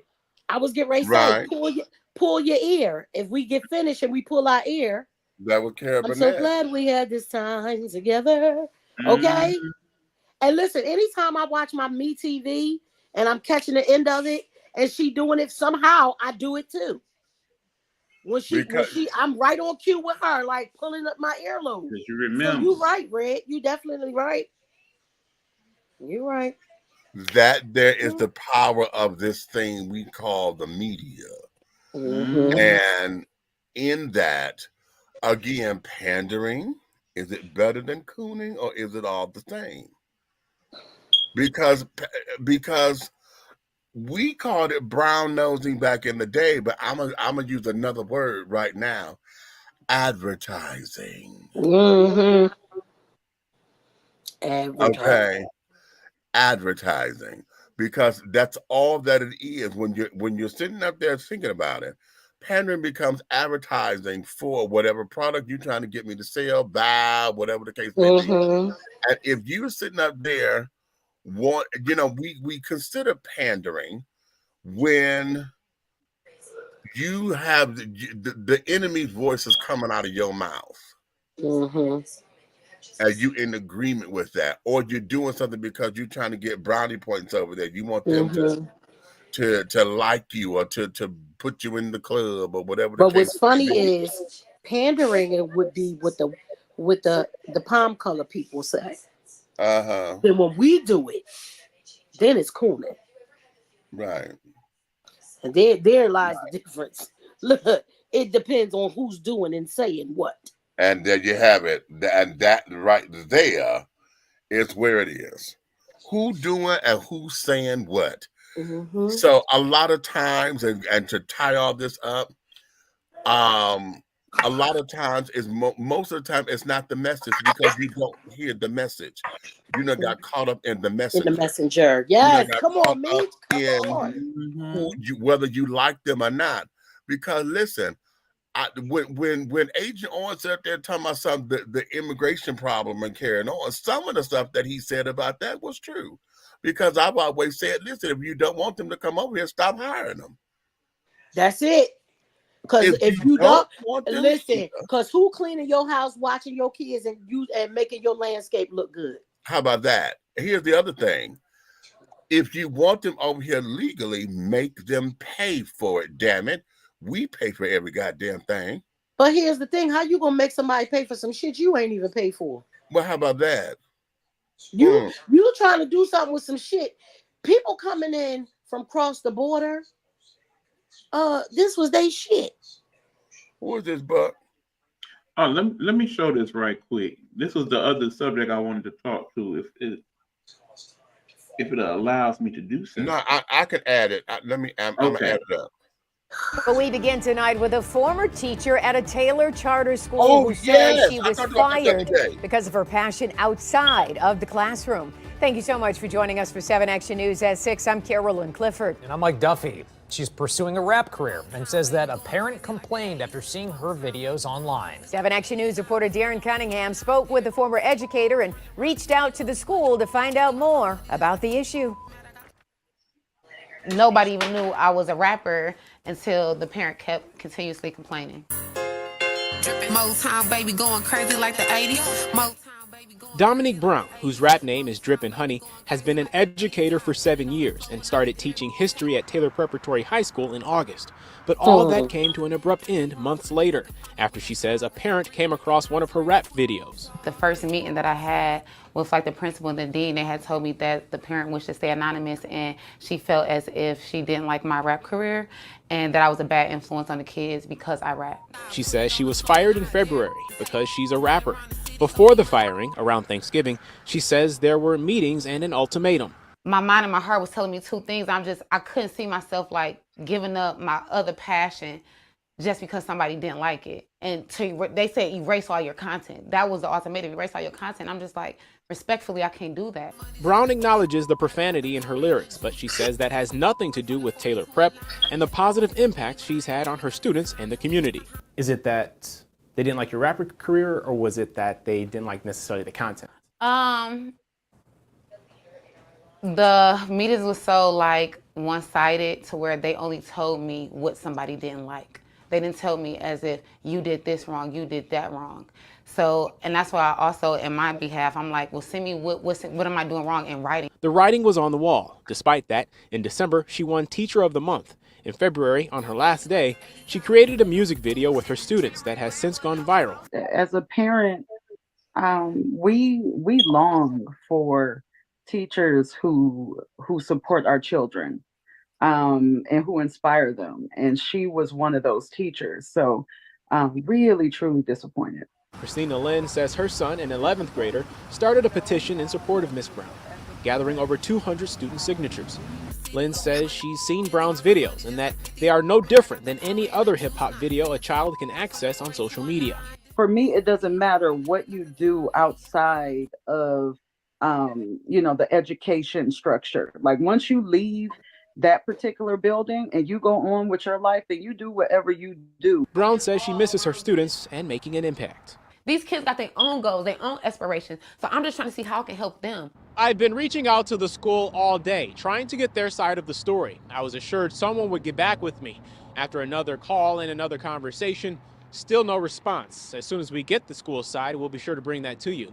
In the meantime, Ms. Brown says she is reaching out to an attorney regarding her termination. In Taylor, Darren Cunningham, 7 Action News. All right, that's All it. mine. Yeah, so I'm definitely First of going to get all, into that. music is the best way to go teach ahead. kids. So y'all should be damn happy that she in there and she's a teacher that can relate to the kids. That's how she got Teacher of the Month. She's a teacher that can relate to the kids. Nikki, she's not exposing her craft to the kids. She's not. She ain't in class saying, fuck this, that. She ain't doing none of that. But she ain't even telling them that she's a rapper. She did. And she said nobody knew until that one parent you came across that. You could have asked for a meeting when you first saw it. Now, and at the end of the day, who says she can't have another career? She's not harming anyone. Let me jump in here right quick. Okay. I do happen to know a couple people that go to that school. I'm trying to get in contact with them to see if they actually had her as a teacher. But from my understanding, she started that school in the fall. Understand that Taylor Preparatory High School is a mixed high school, as in there are pretty much an equal amount of white and black students that go there. Okay. And that the complaint that was filed against her was one singular complaint that led to her firing, and that she was not allowed to know who the complainant was. Exactly. So you can't even face your accuser. You can't even face him, right? But I bet dollars to donuts that more than likely the person who had an issue with it, don't look like us, or they one of those that look like us but think they look like that. Oh, but I mean, the whole thing is this: as difficult as it is to get quality educators, period, right now, based on how you treated some of them during the pandemic. I'm gonna talk about that. And how let's call it spade a spade. I hate calling kids bad, but some of these kids is bad as shit. So you lucky that you have a teacher who cares, who wants to be there and educate these kids, because some of these parents ain't shit and you ain't teaching your kids how to act in school. And they get to school and the teachers be too scared to damn teach, or your kids is disrupting the class so much the teachers can't teach, or however that may go. And then you get somebody who wants to actually genuinely teach these kids and have guidance for these kids, and then you take your high uppity ass but you calling out what she do, but you big and bad enough to try to get her fired, but you can't even stand on your old 2 feet and say, hey, I don't like what you're doing. You don't even want nobody to know who the fuck you are. Absolutely. That's some coward shit. So Very much. Back to yup. Because that's how. And the thing is, like I said, I mean, I go back to a few months ago, the story about how the former NAACP chairman is a teacher and was fired for the OnlyFans page and whatnot. First of all, we are not paying teachers enough. Period. For what they have to put up with these days, for the fact that technology is changing so much and they have to adapt with that as well, for the fact that the parents that they deal with now are not like our parents, where it's like, no, my child, nah. Yeah, you want to come up there and fight the damn damn teacher. The reason why things went wrong. Right. These parents want to come up there and fight the damn teacher instead of finding out what the hell your damn badass kid did in class. Exactly. You let them come to class. Ain't no damn way in the world my mother was coming up to that school. Baby, I act up after school. Remember, we had enough sense to not act up in school. Yeah. Okay. That was good, Buck. Okay. Hey, like I said, I got more to say on that Tuesday when I do my show. I am Nighthawk Podcast. Y'all check it out 9:30. Okay, what you say, Red? I'll say you did right. Kick their butt at 3:15. I'm trying to tell you. Listen, my kids used to tell the teacher, please don't call my mom. Molly told that teacher down there in Eagles Landing, listen, I do ISS. I do in school suspension. I take detention. Please don't call my mom. That lady called my house and said, thinking there's some kind of problem. I said, no, he told you right. If I'm embarrassed, you embarrassed. You want me to come up there and embarrass you? Because I'm a feel embarrassed. If I gotta come the fuck up there, I'm embarrassed. So if I'm embarrassed, I'm embarrassed, okay? I think the saying is, Nikki, you get wore out where you showed out. You better tell it, Buck. You better understand that is our motto I live by. Okay. Okay. Here at the Nighthawk Network, we is big on education. Right. Oh, Nick, did I see the video? Huh? You didn't see the video, did you? Which one? No, probably not. Girl, I got into a fight at work last week. I know you lying. No, I'm not. You need me to hop on a plane and come down? Who asked me to come Nicole, stand down. What happened? It wasn't no fight. He beat the hell out of that man. Uncle Meese done beat the dog shit out of somebody, Cole, at work. See, you said you need to take a flight. Go down there tomorrow. Who asked you got kicked? It wasn't nobody, because that man don't want no. What happened though? Wait a minute, you sent it to me? Wait a minute. Uncle Meese said, did you see the video? No. Lord. No, hold on. Look, Cole told me I want to see it. Cole said, I know Uncle Meese whooped that man. Hey, Nikki. I'm trying right now to make a meme out of it. I'm gonna do a voiceover on it. Oh Lord. You know what? I'm not with you. I am not. But okay, so why you fighting it? What happened? What led to the fight, y'all? What happened? What had happened was the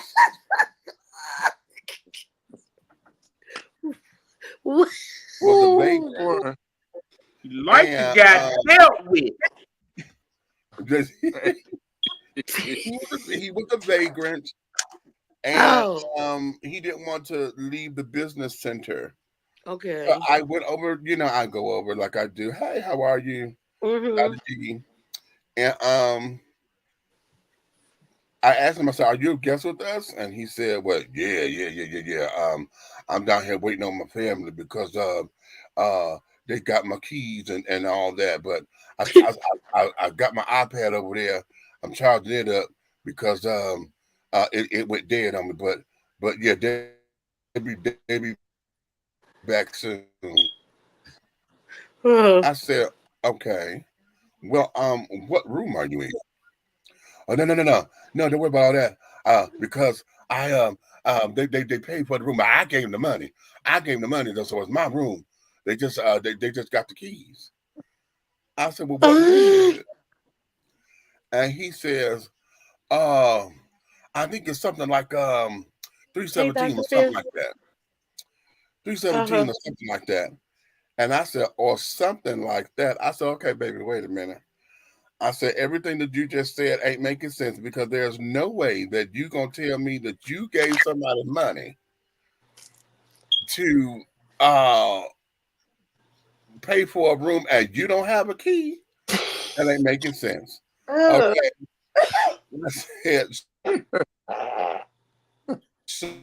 So I ain't going nowhere. Oh. Okay. Sir, you're not a guest and you need to leave the premises. And you ain't nothing but a soft young motherfucker. Man, yeah. You know, don't fuck with me though, because shit, I ain't going nowhere. Go on and call the goddamn police and shit before I have to whoop your ass up in here. Oh! He did not say before you had to whoop your ass, me. Sir. And me, show her how you did the spin. You said that. Did you do the one? Cole just said, did he do the Wonder Woman? Did you do the Wonder Woman? Stop! You dumb. Where's the video? You are dumb. So we about to drop this video in Premiere. We about to.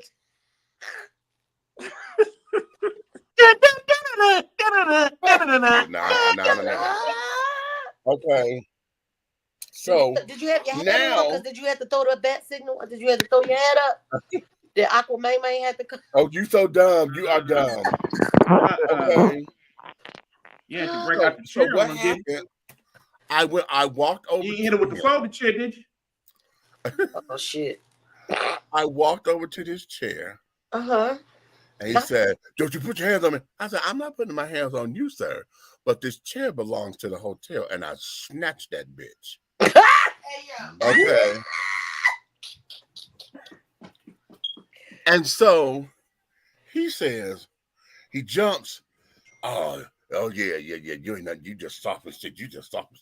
And what you gonna do? So he grabbed at his bag. I said, you did that to do what? Oh, you must got something. You must got something on you. No, that's all right. Call the fucking police then. Call the police then. And he turned around and started typing on the computer.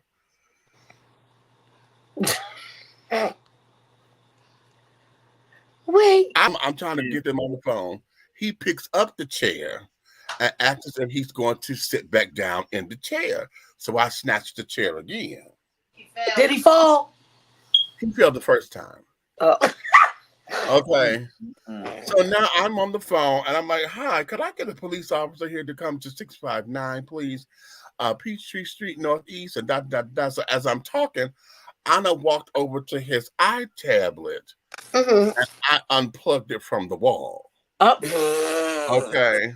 Yeah, because you just over here using our electricity. Yeah, you're not a guest. You don't get no juice. That's theft of services. Okay. Ain't nothing going on with the rent. Nothing but the rent. So then he jumps. "Don't you put your hands on my motherfucking shit." And he lunged. Now watch the video. Play the video. Look, Cole. I can't play it yet, y'all. Oh, you can't play. Where is it? No, I sent it to your messenger. Okay. Yeah, as soon as he lunged, Luther Vandross came on. It's over now. Now it's over now. Oh, wait a minute. Mitch don't put hands on this one. Oh, y'all gonna beat this man down. Wait. I'm about to send it to you. Go. Hey, Buck. Yeah. Wait. He sent the video to me, but never called me and said nothing. The video just popped up. And I looked at the video. Right? And like, he called me nothing. I looked at the video and I said, "Oh, somebody getting their head beat." And then I looked at it again. I said, "Wait a minute." I said, "That's me whooping somebody." He beat this man down. Uncle Meech got hands. I know what the kids say. Hey, Nikki. Nicole. Uncle Meech ain't got hands. That nigga got them hands. He caught the motherfuckers real bad too. Baby. Now look, that's how come I'm having problems with my damn pinky, because my pinky won't. I can't bend it.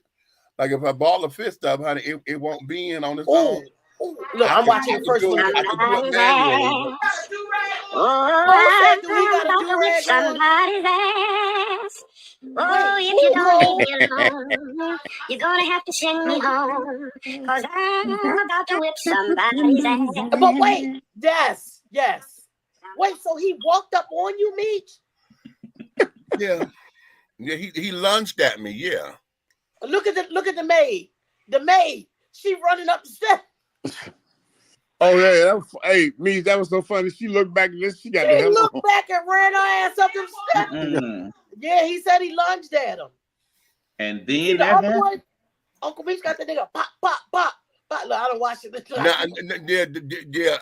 It's two different videos because it's two separate camera angles. Oh, I'm about to whip somebody's ass. Oh, that little chicken. you're gonna have to send me home. You so 'Cause dumb. I'm about to whip somebody's ass. You dumb. And I want Now you know you're supposed to call your boss and tell him that.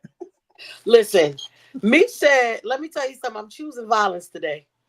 Oh, listen. Choose violence. Here's where it is, because that there was just to be action from. He shouldn't have walked up on you. Exactly. Cole said he shouldn't have walked up But on then, you. we got through the scuffle. I took him off the table or whatever, and he was like, "Man, I wasn't gonna even hit you." I said, "You're gonna get up out of here. Now, let's go." So he went to go gather up his stuff. He had a lighter on the floor down by my foot. He comes on, get that for me. No, he didn't ask you to get the lighter for him. Give my shit. I said, if I been down, I'd have stomped on it, motherfucker. I'ma kick my own ass. I ain't giving you shit. I would have stomped on it. I'd have been like, And you so baby. he got it. He left. Now mind you, with the biscuit. I forgot I was on the phone with them. They did that, sir. I said, oh. Cole walked in here and said, just said he whipped his ass. I'm like, okay. So I'm telling them what's going on. I said, I need the police here and this, that, and that. I got a vagrant who won't leave the property or whatever. So now he done walked down the hall to go sit in front of our restaurant downstairs, the P&P. We got a couch in front. He went to go sit down. Now, her name is Juana, the housemaid that y'all saw. Yeah. She ran upstairs to go get valet to tell them I'm downstairs fighting because, she didn't know what to do. So they come down the stairs. What's the matter? I said, it's what? Nothing to see here. Look, nothing to see here. For that day. He gave us 14 pieces with 2 biscuits and a side. Okay. So then Cole said he good. He ain't dead. they sit up there.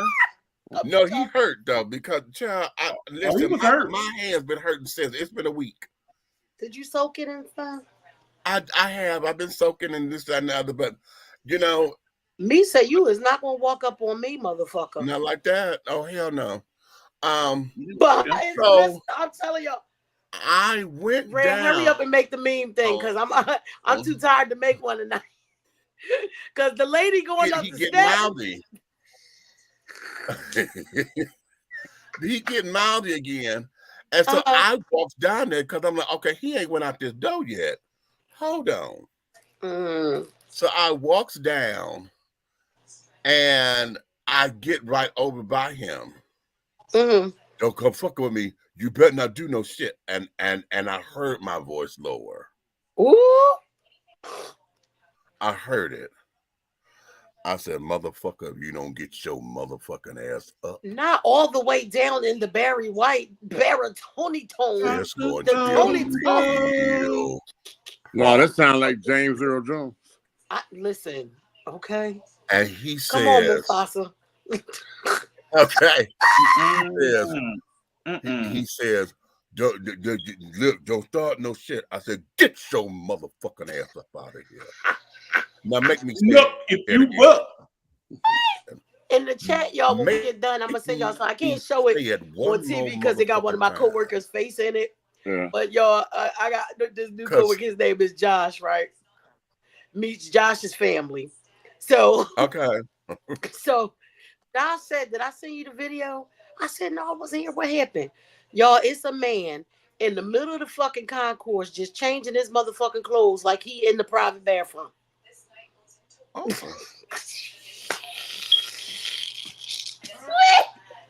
Oh. What the hell? Wow. Be going on, y'all? Yeah. Listen, if I can ever sit down and be able to write, just the shit I see every day, y'all.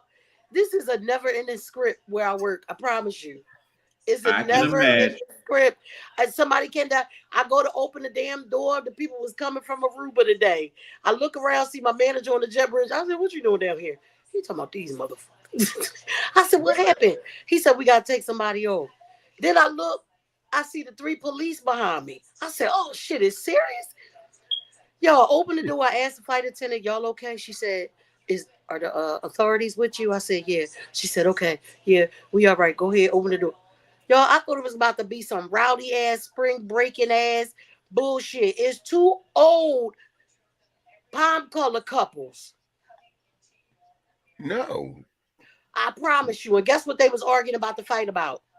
Because one of them wouldn't put the window shade all the way down. Wow. On the other side, the sun was coming through and shining to the other side. They was both across from each other. First class, showing their ass. Baby. I said, you put that shade down. You must be new money. Listen, you know how many times I done had the sun shining in my face from somebody else's window? Put something over your fucking head and go to sleep. Y'all coming from Aruba. How the fuck you coming back mad? Right. Okay. Stewardess. Yeah, whatever. Stewardess, tell that nigga love her. Okay. That part. Okay. Lord have mercy. Ooh, Lord. We're gonna let these kids go. Yeah, we're gonna let everybody go. Y'all, y'all know I be missing y'all. So we're gonna let them go. It's child, it is almost 1 o'clock. We gotta God, let I ain't gotta go to fuck to work tomorrow. Okay. All right, I sent it to you. Send it to them too. So the first person you see, that'll be Josh acting like he taking a picture of himself. Okay. But he really filming and just watch behind him. Okay. So be that as it may. Listen, everybody, thank you for staying up with us, honey. It's been a long time since the 4 of us have been on the screen together. For real. Miss y'all, man. Yeah, listen. We would want you to take your time, honey. Love yourself, honey. Once you love yourself, you can love everybody else. Okay. Once you love yourself, you can love everybody else. Okay. And yeah. And if you gotta ask how to do it, honey, that means you don't know how. Okay. And it's okay. Time to learn. Look, it's all right. It's time to learn. It's time to learn. You ain't gonna get beat up about it and none of that kind of craziness and carrying on. Remember what I always say, y'all. Okay. Every day, if you learn something, teach something, and laugh about something. That's it. Everything ain't gonna go away, but it's gonna show us hell, make it a little bit easier. That's true. Okay. And remember this: if you don't master the Bayesian, it's just Bayesian. Shut the fuck up. Get on my nerves. Why the hell we can't ever just have a good damn? You know what? Miss Red, he doing it again. Nay. Listen, y'all can finish all of y'all crumpets now, honey, because the tea has been dished, and you've been dishing tea, darlings, with Big Meech and Aunt Nikki and Lavelle, the big guy ally, and our special guest correspondents, honey. Yes. That's our E-Buck, honey, from the Nighthawk Network, honey, our brother organization. Knock if you buck. Yes, knock if you buck. What kind of and what's it gonna do until me and Red started talking earlier today?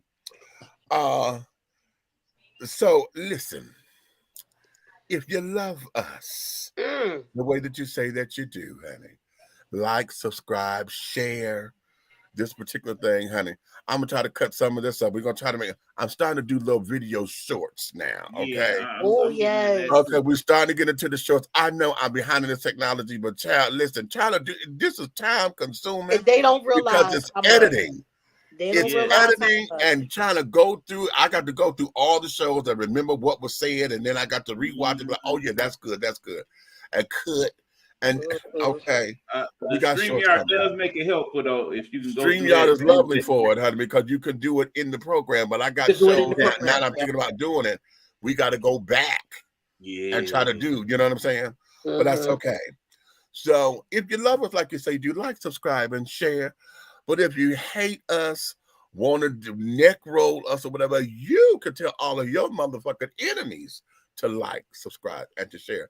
Because I need you to understand this particular point, that everything that we're doing over here at 3 The Hard Way, the Syndicate, everything, and over there at Nighthawk Network, and over there, our voices, our people, everything that we are doing in any way, shape, style, form, and or fashion will move forward. Listen, we got WTEA coming soon, y'all. WTEA. What's T, baby? What's WTEA Radio is coming real soon. I'm working on some stuff, trying to get my playlist together, and this, that, and the third, because I'm trying to put shows and block shows and all that. Okay. I'm going to have a discussion about that one, Big Meech. Okay. We got WAHR. I got a little AHR down there, honey. Atlanta Hot Radio, who's a veteran in this particular game. So, that's the brother over there.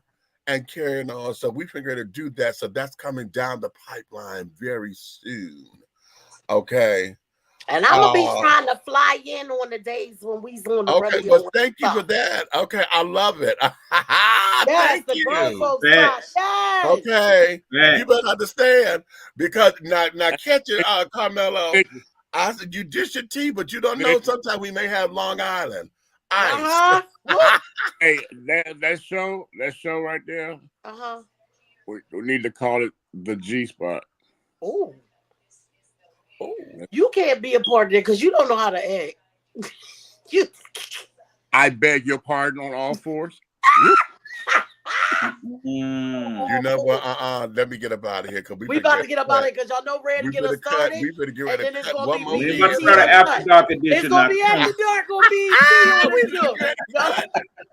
Once again, so it'd be like one of Buck shows, but like one of Buck shows, or when Helena was still with us. Y'all know them shows. We gotta get off of here. Right. I know, right? Oh, Helena. Okay. I know. I miss shout out, honey. Today is March 24th.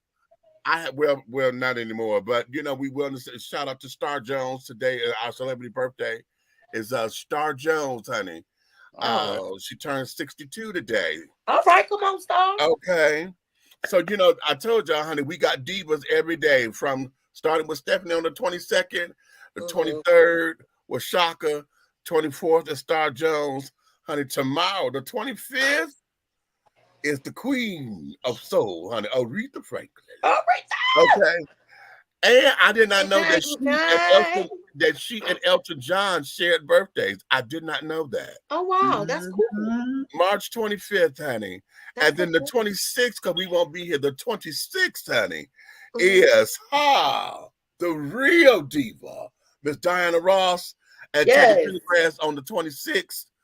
And carrying on of March. So, darling, the divas are all lined up, honey. All right.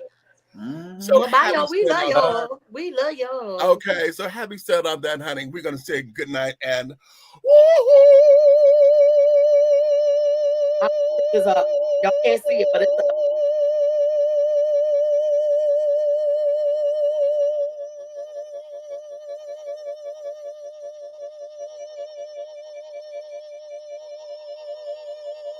Showing off. Look at this shit. He up there doing that damn. Who was it? Number 4 challenge. They're doing the damn number 4 challenge. I almost hit my 22nd mark. I was looking at my. Damn it, God! Fucking never mind. Bad shit.